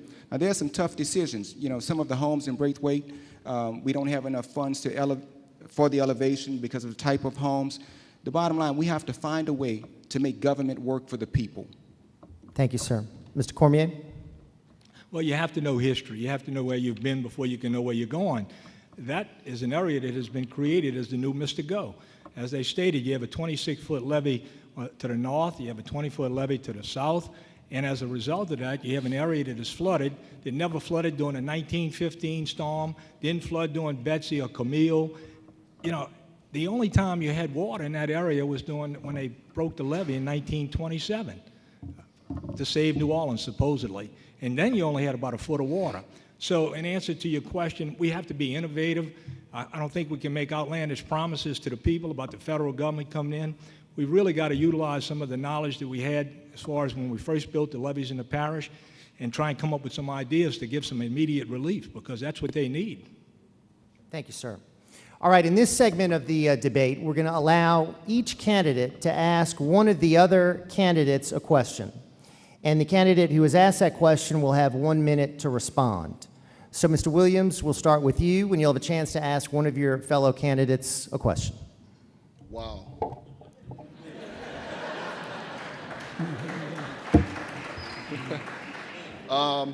Mr. Greco, in regards to the Belle Chase Bridge, are you in favor of the Belle Chase Bridge? Well, okay, on that note, yes, I am. But I think we need to consider, I heard you say about the 4-lane tunnel, but we still got to consider oversized loads that come down here every day. We need to build a bridge that on Walker Road. We need that built first before we can start anything in the Belle Chase area. Reason is we got to have traffic flow. We got to have, because it's restricted right here in Woodland Highway on these oversized loads. And I think once we get that bypass on Walker Road built, I think that would be a great thing. Thank you, sir. Mr. Turner, your opportunity. I thought about it, and I decided that I wasn't going to ask my colleagues a question, but I just make a statement that I think you have good candidates up here. I think you have good, honest people across the board, so I just want to compliment them. Thank you, sir. I honestly don't have a question for you. Here we go. Yeah. Mr. Cormier? I'll say the same thing that Mr. Turner said.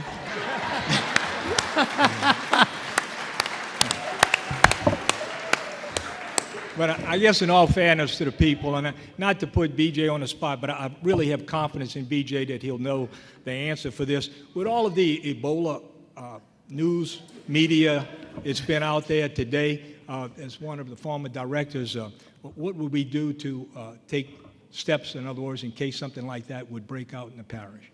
I think what we first need to do is get with our local sheriff department, along with our port authority, along with the Coast Guard, to put measures in place before these ships come up the river. No way in the world that these ships are going to get here, then we know they're contaminated. The Coast Guard ride this river all day. Port Authority ride this river all day. So there's measures that we can have in place to board these ships offshore before they come in. So to not bring in, we are the first 100 miles of the river. So I'm quite sure at the mouth of the river where we're talking about possibly building a new port, having a station there as well to make sure that we can decontaminate and also help those individuals that may have been contaminated to not bring them into our parish and keep our great people safe. Thank you. Thank you, sir. Mr. Greco. Okay. I want to I'm not going to ask a question. I think I'm just blessed to be here, because I think every one of us has a great vision of what this parish should be for the next parish president. And it's an honor to be on the stage with all of these gentlemen looking to make a change for the better of all the people in this parish. Okay. We'll start with you, Mr. Turner. Were there any candidates put in this race as puppets of a political machine that can control the parish? What do you think it means when a presidential candidate does not have time to show up at a debate? Well, I don't think anyone was put in a race as puppets, to answer that question. But, in any political campaign, people make alliances and ally themselves with different groups. And I think that has happened in this case. But that's for the constituents to decide. And that's an individual, each candidate has to decide who they will align themselves with. And so as far as the individual not showing up, it was stated that he had some, it was for personal reasons. And so I'll just accept that. Thank you, sir. Mr. Cormier? I'm sorry? You me to repeat the question? No. Okay. Sorry. Well, I did say honesty was a requirement, so I have to be honest. Yes, they are machine-backed candidates in a race. I mean, there's some in every race, I guess, throughout the state and other parishes and nationally. So what you have to do as the public is to go back and do your homework, research, find out, search their background, see if they've been service-oriented or self-oriented, or if they've just been used by various political machines. And then you have to make your decision. Thank you, sir. Mr. Greco? Yes, I think it's up to the citizens to do your homework because it's your vote that they're asking for. Do your research, look into the campaign finance reports, match up what you see, make your best judgment. This is your future. Thank you. Thank you, sir.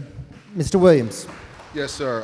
I do not think that any candidates are puppets. I think that everybody is out here running on their own recognizance, on their own beliefs, and they do have their own support system as well.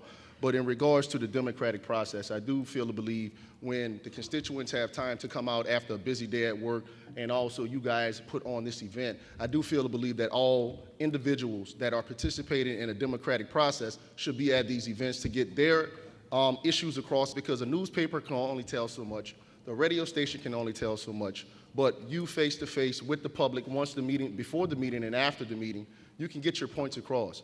So I do feel to believe that any political meetings, forums, or debates that are being held all need to be in attendance because no one asked these guys to run. So you should be at these events if you sign your name and pay your money to become a candidate. Thank you, sir. Thank you, sir. Mr. Cormier, we'll start with you. With the chronic traffic problems in Upper Belchase and the current infrastructure unable to support the present number of parishioners in the Belchase area, would you support a new building moratorium until new roadways are completed? Well, that would depend on, checking with the various council members to see what their districts would like. I naturally feel like before we can have progress, we have to have the infrastructure in place to maintain that progress and, of course, maintain a quality of life here in Plaquemines Parish that our residents desire and deserve. Okay, sir. Mr. Greco? Repeat the question. I didn't hear it. With the chronic traffic problems Yes, sir. in Upper Belchase and the current infrastructure unable to support the present number of parishioners in the Belchase area, for one, do you agree with that? And then secondly, would you support a new building moratorium until new roadways are completed? Yes, I support the traffic control. Yes, I do support that. And yes, a moratorium on the building. Any more infrastructure until we get this bypass road built.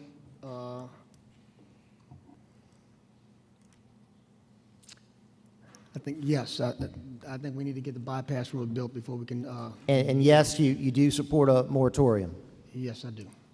Mr. Williams? Thank you, sir. Mr. Williams? Yes, sir. With the chronic traffic that we do have in Belle Chase, I'm the only candidate that's proposing a new 4-lane tunnel, that has not been an option. If we do go back and look at the study that was done by a certain engineering firm, it indicates 4 options. The first 3 options is the bridge, the last option is a tunnel, and it gives no information on why is it feasible or not. It just says not feasible. If you're going to give a thesis on A, B, and C, give a thesis as well on D so that the people can make an educated decision as well. We're moving forward to build a bridge, but we have to look at smart growth. And what I'm asking for, I'm not in favor of big government, but I'm asking for our administration will bring in a city planner that will have more knowledge than any one of us, that will help us to build smart and build for the future. I am not in favor of a moratorium because a moratorium will send out to the community and to businesses that Plaquemines Parish is not open for business. So we must look for other opportunities to generate income for Plaquemines Parish that we can create jobs and keep our people here. Thank you. Thank you, sir. Mr. Turner. The short answer is that I'm not in favor of a moratorium, that we should look at each case, we should take each opportunity on its own merit. It's going to depend on the type of business. If someone wants to put in a business that's servicing the community, such as a daycare, or something that it serves the people within the parish, but it's not bringing a lot of outside traffic in. We want the economic development, we want the growth, we just want smart growth, and yet at the same time we realize that the Belle Chase area, to a great extent, it's saturated. And so it's limited as to the type of business and the number of businesses that can come in. So when a certain type of business wants to come in, we have to ask, does that type of business make sense? Is it a good fit for the community? But just to say no across the board without even evaluating or looking, I don't think it's wise. Okay, thank you, sir. Mr. Greco, we'll start with you with this question. Would you like the parish to vote once again on placing the courthouse in Belle Chase, or would you like to see a civil courthouse built in Belle Chase and a criminal courtroom located in the new jail across the river? Well, we voted on it 4 times. Point La Hash, period. Period. Okay. I said period. All right. Point La Hash. We got you. Period. End stop. Mr. Williams. Yes, sir. Our administration will seek to start immediate construction of a new court facility. The people have spoken 4 times. It has failed for a lack of 66 2/3 vote. So therefore, the people have spoken. We will construct the new facility at the county seat in Point La Hash. Okay, sir. Mr. Turner. It should remain on the East Bank. I don't think we need 2 courthouses. You know, we've been talking about economic development. We specifically asked about the East Bank and growth. And if you want to have growth, then you have to put things in the parish, in that area, that will attract people to it. And so to give people an option, if you give people an option as to going to Point La Hash or going to Belle Chase, they're going to go to Belle Chase. And so let's not give them that option. If we're going to have a courthouse, have 1 courthouse and make it suitable so that it can accommodate all of the people of Plaquemines Parish. Let us not have 2 and compromise. Let's go with 1 in West Point La Hash. Okay, sir. Thank you. Mr. Cormier? Well, I do believe you have to give to Point La Hash what Point La Hash deserves, and you also have to give to Belle Chase and the populated area what they deserve. In lieu of that, looking at the future, the courthouse should be built in Point La Hash because the people have spoken. However, we must plan for the future with an annex somewhere in the Belle Chase area, since the population is located there. I also think that if you look with vision to the future, and let's look 20 years, 30 years down the road, Gretna Incorporated, Kenner Incorporated, Westwego Incorporated. If Belle Chase would ever come to the conclusion that they would like to incorporate, then the courthouse would serve in Point La Hash for the rest of the parish, and Belle Chase would have an opportunity to go ahead and incorporate in their community. Thank you, sir. Mr. Williams, we'll start with you on this question. The non-federal levy on the East Bank is going through turmoil trying to get completed.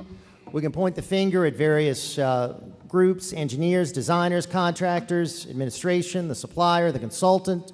The bottom line is that some harsh measures must be taken to complete this project. If you're elected parish president, what steps will you take to expedite the completion of the non-federal levy on the East Bank? The first thing I would do, sir, will get with the council, the new council coming in, and implore to them that the bond indebtedness fund was put in place for levee construction.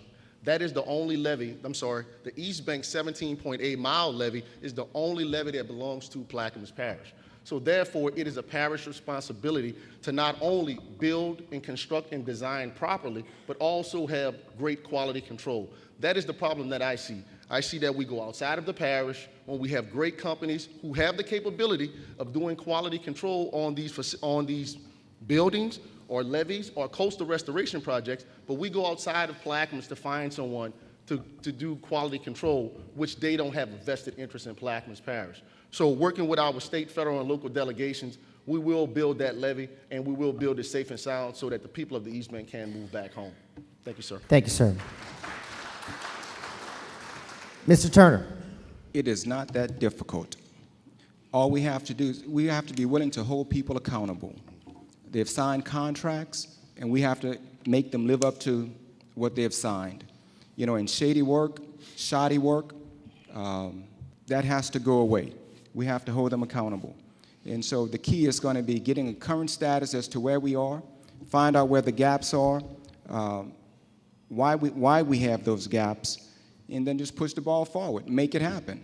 Make it happen. Thank you, sir. Mr. Cormier? It goes without saying that we have to utilize our federal, state, and local connections. Again, reemphasizing the local people, the local companies. We've built our levees in the past without mentioning, H&B, I'll go ahead and mention it. One of the great companies that we had in Plaquemines Parish that did a lot of work for our levee system. We have to go back to that type of procedure and just get the job done for those people. It needs to be done immediately. Thank you, sir. Mr. Greco? Yes, I say we should rely on the heavy equipment department of Plaquemines Parish with local businesses. We've all worked, I can tell you the companies, H&B, Naren Enterprise, Duplessis, Russell Grill, Grill Land and Marine. We all worked together when it came time to build our levees. Let's stop reaching outside this parish. We need to think parish first, local business, local people. Okay, thank you, sir. Mr. Turner, we'll start with you on this question. The parish was told that when we got full-time paid firefighters, that we would see a reduction in our homeowners' insurance that would offset the 1-cent sales tax that covered their cost. To date, we have not seen any sort of relief from our homeowners' insurance. Do you still think this was a good decision to change from 100% volunteer firefighting force? Well, the fact that, considering where we are, and with hindsight and just looking at where we are, the funding is there, the people supported it, you know, and so the tax base is there for it. I think you don't just do away with it. Now that we have the funds to make it work, the question is whether or not the inspections were done in time to get the ratings changed. Now, I don't know if all of the areas have received their ratings. I know that we have received some improvements on the ratings, but it's not just the fire department that's driving the insurance up today. It's the coastal restoration, it's the levees. And so I don't want to blame the fire department saying that they haven't delivered on their end when they're not the culprit. If the culprit is coastal restoration and the levee system, then let's place the blame in where it needs to be placed. I don't think it's on the fire department. And has it worked? Is it working? I think right now it is working. Okay, sir. Thank you. Mr. Cormier? Well, we have 7 outstanding fire departments in Plaquemines Parish and 13 different stations. The problem now, and the reason why I think we need paid volunteer firemen, is it's not like the old days. Nowadays, we have chemical spills, we have hazardous material that they have to deal with. So it requires a great deal of training, and it's become very dangerous to be a fireman. They really put their lives on the line like our police department does. And so as a result of that, I think we have to back them up with as much help as we can, because they really serve the community to a great extent. Thank you, sir. Mr. Greco? Yes, I agree. We need paid fire department. We need them. It's vital. It's vital for any fires we have, for any other businesses to come in. I I think it's vital, and we do need them. Okay, sir. Thank you. Mr. Williams. Yes, sir. I do think that the council that's sitting now and the constituents did a great thing by going after a guy by the name of Mr. Roy Robichaud. He's a great leader for the fire department. He's brought in an individual who works in the industry. He's safety oriented and he's people oriented as well. So I do see with bringing in Mr. Roy, he has helped us to modernize the department and also get the prevalent paperwork that needs to be done and turned into the state so that we can get better fire ratings. So it starts back with the paperwork process. When we had our volunteers, they were volunteers. They had full-time jobs, they had families as well, and they had other things going on. So now with the paid guys and the volunteer guys working together with the EMS, I do feel and believe that it's going to work, and our administration will be there to facilitate. Thank you, sir. Thank you, sir.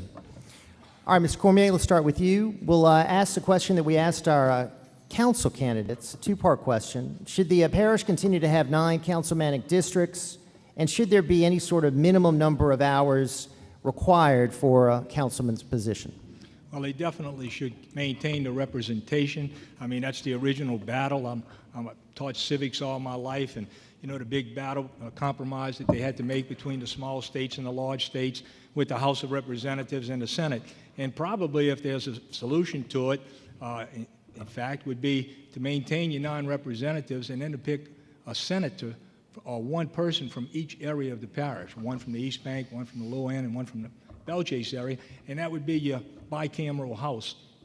And of course, you could take economically some money from the council departments. In other words, and since the senator wouldn't be a required position, they wouldn't have to put in as many hours. And yet that would break the gridlock, I think, that exists sometimes with the representatives from the various parts of the parish. In answer to the second part of your question, I hate to micromanage anyone, but I think, I don't know about 40 hours, but I think that there should be a minimum time that would be set, and that should be dictated by the councilmen or the voters of the parish. Thank you, sir. Mr. Greco? Yes, I agree that we should keep a 9-member council. I agree, because each one of the people of this parish deserves representation. I wouldn't want to put a burden on more people on one councilman with less councilmen, and I think they should spend the time they need. I think the time should be a full-time job as a councilman. That's why I think we should stay with 9. Thank you, sir. Mr. Williams? Yes, sir. Our charter clearly states 9 representatives and a parish president, and both of those entities have a fiduciary duty to serve the people. So anything less than 9 members, I think, should go before the vote of the people, but I'm not in favor of anything less than 9. More, yes, because one question or issue that I've heard on the campaign trail is council members don't return phone calls. Council members don't answer emails. And as public servants, we're here to serve the public, so we must be accountable and be available as well. And when it comes down to the timeline of speaking on a council member, I think that the ad hoc committees will be a great implementation to hold the parish president as well as council members accountable for information that they should know before going to a council meeting and holding them their feet to the fire, so to speak. So I am in favor of the 9 council districts, and I am in favor of ad hoc committees as well. Thank you, sir. Thank you, sir. Mr. Turner? I'd like for us to maintain the 9 council seats. Anything less would be reducing the representation. You know, part of the concern right now, as I've been out campaigning, it was a 17-year-old here in the Belchase area asked me about the divide between the southern end and the northern end. Now, what does a 17-year-old, why would a 17-year-old want to ask about the divide? Because it's right in front of us. She's experiencing it also. And so if you reduce the number of representatives, then what you're doing is you're exposing yourself to less representation in the areas that are currently being questioned or is questionable as whether or not they're getting adequate representation. They're getting the representation from the council members, but they're not getting the service from the administration. And so if you minimize the number of representatives, there's a very good possibility that you wouldn't have anyone putting pressure on the administration to make sure that all areas are covered. So let's keep the 9. And as far as the number of hours, the time that a council member should have, I believe it's up to that community as to whether or not they feel that individual is adequately representing them. Okay, sir. Mr. Greco, we'll start with you. What can a parish president do to help rebuild our wetlands, to halt the coastal erosion, and to improve the hurricane protection for Plaquemines Parish? Well, we should be able to work with federal and state bodies to continue our coastal restoration and replenishing our marshes, because that's going to be a continuing job. That's never going to stop. We will continue to do that for years to come. And what will I do? I'll just make sure that we continue doing that. Thank you. Okay, sir. Yes, Mr. sir. Williams. Thank you, sir. Working with our local, state, and federal delegation when it comes to changing the permitting process. I indicated earlier that when we do fringe marsh projects, which are currently on the backside of the levee, that's a feel-good project. We need to do more offshore pumping and also working to massage the mitigation portion. Right now, for 1 acre of brackish marsh, it costs us $80,000 to mitigate. That's $80,000 that could have been towards coastal restoration and coastal development. Also working with some of the old timers that we have here in the parish and not taking them for granted, knowing that they know the bayous and the waterways better than most of us do. So working along with the local universities, bringing them into the Plaquemines Parish Business Park as well to give them space to work with the council, the local people, and the administration. Now we have individuals all pushing in the same direction, which will create a better Plaquemines Parish. Without coastal restoration, we will not be able to bring more business to this parish, nor will constituents want to live here. So that's my take on it. Thank you, Thank sir. you, sir. Thank you, Mr. Williams. Mr. Turner? At the local level, I think we need to focus on the beneficial use dredging, the material that's being dredged and just dumped offshore. We need to be utilizing that material to help restore our marsh. Right now, I was just recently reading, as a matter of fact, yesterday, even up north, they're having problems with material in the river that's being dredged, and that material we can use on barge. We can bring all of that down here. Also, we need to own our own dredge. The bottom line, there are small projects that we can be doing that we're not doing. So we need to have that leverage where if there's a need, we can act on it. These small canals, we can handle a lot of those ourselves. Also, a mitigation bank, that's a must. I proposed that, didn't get a second on it. As the administration, being head of the administration, I'll see to it that we establish a mitigation bank in Plaquemines Parish. Thank you, sir. Mr. Cormier? As an environmental science teacher for many years, I spoke before Katrina hit Plaquemines Parish in the Buras Auditorium, and I told them that they had to go to Holland and study the projects that were going on in Holland, and they had to utilize the pipeline delivery system and a pipeline slurry system. Now, if a little country like Holland that wears wooden shoes can wear or reclaim 80% of the land from the North Sea, the United States of America can certainly do the same thing if we put our minds to it. The pipeline slurry or delivery system, I spoke to President Bush personally right here at Belle Chase at Alvin Callender, and I suggested that project to him because I had spoken with Kerry St. Pé, again, a local boy who grew right up across the street from me in Port Sulphur, went on to become the head of the Barataria Estuary Group, and he told me that that was the way to go. We have all the sediment that we need. We do not necessarily have to utilize just the sediment from the river. We can use sediment from offshore and in the marsh areas that have been filling in. Thank you, sir. Okay. Now I've got a question to ask each one of the candidates. It'll just be for the individual candidate, and you'll have a minute to respond. And Mr. Cormier, let's start with you. You've had a long experience here in Plaquemines in elective office. This is also now your third time running for parish president. How do you respond to charges that you are just a perennial candidate and someone who is addicted to politics? Oh, I would have to say that I've been committed because I feel it is an obligation to serve Plaquemines Parish as the leader. I did not get in politics until very late in life. In fact, I was very happy being a teacher and a coach, involved in education as I have been. And what happened in the Port Sulphur area was there was malfeasance in office. And with that malfeasance in office, a group in the community, Mr. Duffy Levine, one, came to me and asked me to participate as a councilman.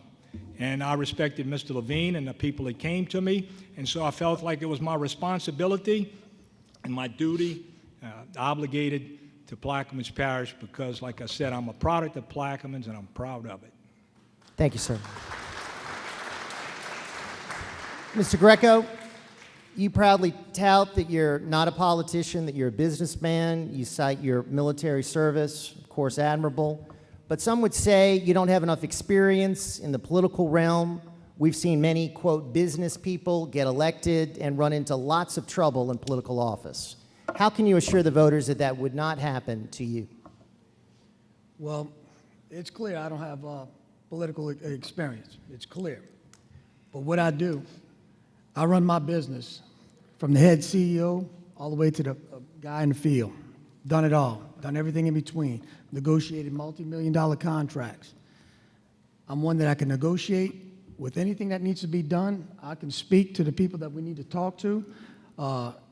And it's not going to be me. It's let's get the job done. What it takes to get the job done moving forward, because every job that we're going to do in this parish is going to be key to the people in this parish. It's our security, it's our safety, it's our home. I live here. I want to retire here. I want to be buried here. This is my home, and I will do everything in my power to protect what is really ours. Thank you. Thank you, sir. Mr. Williams, you have a very interesting and admirable background, professional football. Also, you've served in parish administration. Got lots of experience in public service, but none in elective office. The skills that you've been able to learn in all these other positions, how will they translate to a position as large as parish president, one that some people would say would really require many more years of experience in elective office? I would beg to differ in regards to I was elected as the District 1 school board member in 2001, serving 5 years. In 2 of those years, I was school board president. So I do feel to believe that I do have the pulse of the people, along with teaching parish-wide in the Belle Chase area, in Phoenix area, and also in the Port Selfa community as well. My background in education, I feel to believe, gives me the personability skills to work with every community, and also as a director, having 10 departments with 197 employees, also Severn Trent, which is a privatized water and sewer company, having 75 to 80 employees, so giving me roughly 275 to 300 employees on a daily basis that I've dealt with, and that's 300 different personalities. And when you deal with people, you must make sure that you deal with the emotional side of people first, because you can step on people's toes, and I've stepped on a lot of toes as a director of public service. I've taken that hat off since, but I am working to let the people know I'm here to serve the people. Thank you, sir. And Mr. Turner, as the one sitting councilman in the race, you have been a vocal opponent of the the current administration. You've been one that has really been at odds with many of the initiatives of the current parish president. Many people see you as sort of an obstructionist, someone who is standing in the way of progress. If you are elected parish president, that takes on a different role. You have to work with others. You have to build coalitions. Is that something that you think you have the skill set to do? Very easily. What has happened is the parish president in many cases has poisoned the well, and so that when people, the story out there is that I am an obstructionist, I'm not able to get anything done. But I've had engineers, owners of companies would come to my office and within 5 minutes would tell me, you're nothing like what I've been told about you. The problem is, being able to work with the council, that will not be an issue because you will not have an abusive parish president. I will work with them because I'll be taking care of the people. I won't be making any deals. We're just going to do what's right. If you want to, what has happened is, here it is, I've been the victim, right? And the victim has been made out to be the villain. All I've ever done was serve the community and push for what was right for the community. I'm on the right side of history.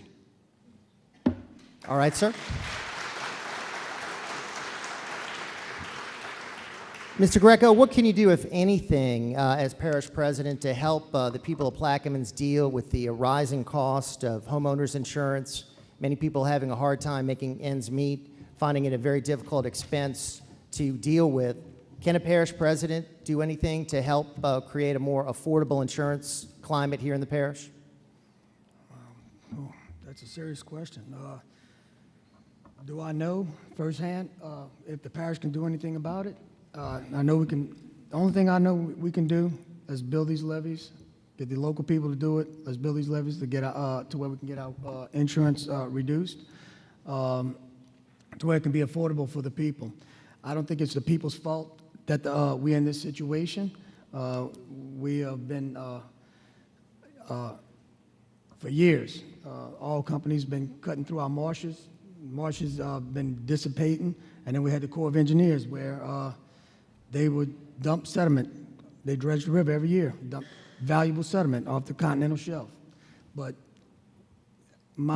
as parish president, I think I would try to do the best we can to get these levees done, work with the federal. Thank you, sir. One more Mr. time- Williams? One more time on a question, sir, please. Basically, about affordable insurance. Is there anything a parish president can do to create a more conducive environment for affordable homeowners insurance in the parish? Yes, sir. I think that if we be more proactive in our local government, state government, and federal government in the policy, implementation, and procedure, we must focus on changing the rules of engagement that they currently have in place with the flood insurance rates that we currently have. We also must work with our federal delegations to show them that Plaquemines Parish is and have a plan in place for coastal initiatives, building berms, building islands, also building, putting cane and mangrove trees on there to slow and lower storm surge. That's the only way that we're going to be able to do that, and also with a policy of fairness. We're not eating steak dinners without playing golf with these politicians from our state and federal delegations, and let them know when we do meet, we're talking about Plaquemines Parish business, and that's it, the people. Thank you, sir. Thank you, sir. Mr. Turner? My father used to say, when you have one hand in the lion's mouth, you pat him on the head with the other. And right now, they have us, our hand is in the lion's mouth, right? They have us over a barrel. And so what we have to do is we have to negotiate, and we have to negotiate effectively. We need assistance from the federal government. We need assistance from Congress in passing regulations to regulate these companies so that they wouldn't be abusive with their rates. You know, we've done it with interest rates. You know, they've set caps so that you're not able to charge 60%. There has to be some controls, and we have to be willing to negotiate. We have to be able to negotiate. And that's what I'm going to bring to the table. I'm trusting that the Lord will give me favor that will allow me to open up doors that others have not been able to open. Thank you, sir. Mr. Cormier? We need a catastrophic insurance plan pushed throughout the United States of America. There's no reason that the people in Plaquemines Parish and along the coast should be penalized. We have levees to protect us, but we need to be in an umbrella with the tornadoes, the forest fires, the earthquakes. Miami doesn't have levees. Biloxi doesn't have levees. We know they're going to have hurricanes again. So as a result of that, if an insurance company doesn't want to write, like I think People's Health is giving up in St. Bernard, I read in the paper the other day, that company should be put out of practice in Louisiana. If you can't serve all the people of Louisiana, you can't pick and choose, and you shouldn't be allowed to have insurance in in the state of Louisiana. Thanks, sir. And our final question here, we'll start with you, Mr. Williams. Yes, sir. Let's talk about the budget.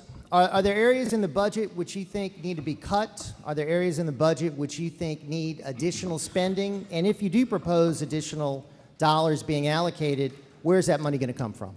To our engineering department. We would get rid of all of these engineering firms that we're paying now and bring on a staff of qualified engineers to give us the best bang for our buck. Right now, we do studies for $300,000, and we shelve those studies. Right now, we must focus on every dollar that we have. And right now, we don't have enough money to implement coastal restoration, roads, levees, and things of that nature. So what I'm proposing is that we focus on the local offshore revenue that we have. Right now, we are getting 3 miles of local water. That's, our neighboring states is getting 12, Texas. Our neighboring state, Alabama, is getting 12. Our neighboring state, Florida, is getting 12. So allow Plaquemines Parish to get 10 to 12 miles of local water, which will be able to facilitate all of these coastal restoration projects, all of these levee projects, and also infrastructure projects that we will have coming up in the future. Thank you. Thank you, sir. Mr. Turner? First thing we have to do is fully understand what's going on with the budget. You know, when you go to budget hearings, you hear there's a cash fund and then there's the budget. And a lot of times they want to keep them separate. So I'm not sure if the money is actually being captured or we actually know where all of it is going. We were in a meeting and it was mentioned that, well, we received some funding. I don't remember if it was from a lawsuit or what the issue was, but no one could tell me where it was being placed in the budget. That's a problem. And so when you talk, and also the departments, as far as which departments, do you build, do you add, do you reduce? I would have to do an investigation of it to see what we truly have. As Mr. Williams mentioned about the engineering department, we know that some of our departments are lacking personnel, but that's going to take a review once I get in there. Thank you, sir. Mr. Cormier? Well, historically, I hate to admit it, but Plaquemines Parish, in a way, we were our own worst enemy going back. We had an opportunity to get to that 12-mile and make a commitment with the federal government and President Truman, and we did not go through with that. There were some problems at that time with the administration. Getting back to the original question, we have a great engineering department headed up by Kenny Dugas. We need to utilize that department and not spend all this money on studies and other things such as that when we can do that within-house. And we have to confer with our council members because, remember, the parish president doesn't really vote. The councilmen vote on the budget. So we have to get them and make sure that we have an audit and transparency in all phases of government so that they can make good decisions. Thank you, sir. And Mr. Greco. Can you repeat the question one more time, please? It's a budgetary question. Are there areas in the current budget that you think should be cut? Are there areas in the current budget that you think need additional spending? And if so, where are those dollars going to come from? Okay. Well, I think we should get rid of all the engineering firms we have on staff right now that we're paying. And I think we should get our own. And as far as hiring cuts, where cuts are needed, I think we need to look at each department and make a decision on where we, I don't think we should have any cuts. I think we need to grow so we can be self-sufficient and help the people of the parish first. And that's it. Okay, sir. All right. Now we're at our final phase of the forum. We're going to turn it back over to the candidates and give them 2.5 minutes to make a closing statement. We'll go in reverse order and start with you, Mr. Greco. It's clear here I'm not a seasoned politician. It's clear. And that's one thing I do bring to the table. I work hard for you, like I do in my business every day. I will research things, make sure I make the right decision, make sure I have all the information. It's key to have all the information. If I don't have any information, I can't make a great decision. And it's key to make the right decision, especially in this parish. It's key that we make the right decision because it's our future that we're dependent on to make the right decision today. And with me, I'll be there. I'll be there every day, working hard, trying to make everything happen, and to make the people more comfortable and a living atmosphere that we're used to for years in this parish. Thank you. Thank you, sir. Mr. Williams? Yes, sir. I'm running because I'm very passionate about our parish. Just like many of us, we've all been hit by storms and we could have relocated to another municipality, to another state, but we chose to come back to Plaquemines Parish because of our heritage and our culture and our upbringing. I'm a product of Plaquemines Parish High School, Plaquemines Parish Public Schools, and I want to let kids know that you can leave Plaquemines Parish and get educated, but come back. And if we're going to say we're going to hire the most qualified, we're going to hire the most educated, we're going to hire the most dedicated, what are we saying to our kids? Is this a popularity contest? Is this the prom? Is this the Orange King that we're selecting? We must go home, look at the issues, put the personal vendettas aside. It's not about Byron Williams. It's about the people of Plaquemines Parish. I'm looking to make sure that in the first 4 years, we complete projects that are on the books. In the next 4 years, we'll implement the vision for the future, so any other council members that are coming in, or the next parish president is coming in, we'll have a roadmap that has been presented by the people. I'm committing to doing quarterly public town hall meetings and being there myself. I'm committing to being at all council meetings. I'm committing to the people that my phone will be answered 24/7 like it is now. I'm committing that I will return emails. I'm committing that I will be in every community as I have been as the Director of Public Service. So I'm asking you to please, please, please go out and vote. October the 21st through the 28th is early voting at Belle Chase Library. Also at Port Selfa Government Building, and on October the 25th, it's early voting at Davant Reverend Percy Griffin Community Center. But I'm asking you to please look at the issues, and on November the 4th, please select number 64, Byron Williams Jr. Thank you. Thank you, Mr. Williams. Mr. Turner? It's not just being a good man, but the question is, who do you trust at the helm? Who will stand and who will not cave under pressure? I have a track record. I've stood against all odds in my fight for fairness and equity for you. All of my fights have been about you, and it should have been about you. I'll make this government about you. We will truly become a government that is for the people. I gave my full-time attention to a part-time position. There's no personal gain in it for me. It was all about serving you. It was about being pleasing to the God I love. Past and recent leadership have not had you in mind. You fill in the blanks. Whether it's Leander Perez or Billy Nungesser, you fill in the blanks. You know. Everybody's talking about leadership. What kind of leadership? What kind of leader? Hitler was a leader, but he didn't have you in mind. Some would even say he was brutal. Leander Perez was a leader, but he didn't have you in mind. Some would even say he was brutal and cruel. Billy Nungesser is a leader, but he doesn't have you in mind. Some would even say he's corrupt. I'm a leader, and I have you in mind. Watch the tapes, look at my track record. Ask my enemies and friends alike about me. I'm here to serve you. Matthew 20, verse 25 says, "But Jesus called them to himself and said, you know that the rulers of the Gentiles lord it over them, and their great men exercise their authority. But it is not so among you. For whoever wishes to be great among you shall be your servant, and whoever wishes to be first shall be your slave. For the Son of Man did not come to be served, but to serve and to give his life as a ransom for many." I'm here to serve you. That's the kind of leadership you will have with me. You will have a servant leader. You will have servant leadership. And so I ask that you vote for godly leadership. I ask that you vote for servant leadership. I ask that you vote for Turner. I ask that you vote number 63, and may the Lord bless you and prosper you. Good night. Thank you, Mr. Turner. Mr. Cormier. 3 questions you have to ask yourself before you vote. Can you trust a man? Is he committed? Does he really care? Tonight you came here because you believe and trust in yourself that you'll make the right decision. Let me assure you that I would not be running for Plaquemines Parish President if I did not believe I was the best candidate available. If you look at my qualifications, my education, my experience, and my accomplishments, I think you'll agree with that.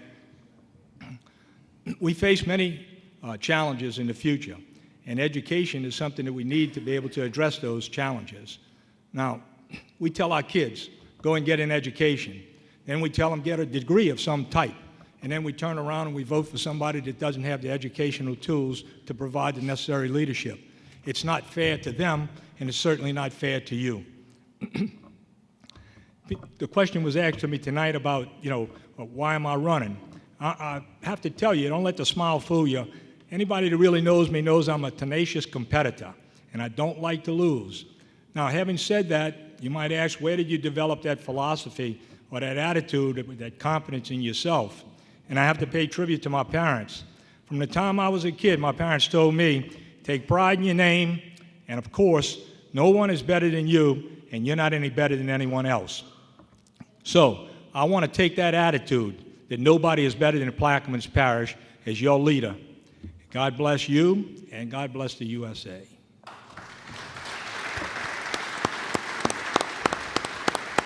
Folks, please help me thank these candidates for joining us this evening.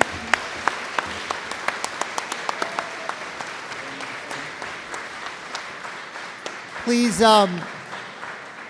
join me in thanking our timer, Brianne, who did a great job, and Miss Patty, McCarty, who did a great job putting this together. Folks, this debate will be seen on YouTube and also New Wave Communications Cable Channel 15. Thank you very much for attending. Appreciate your participation in the debate.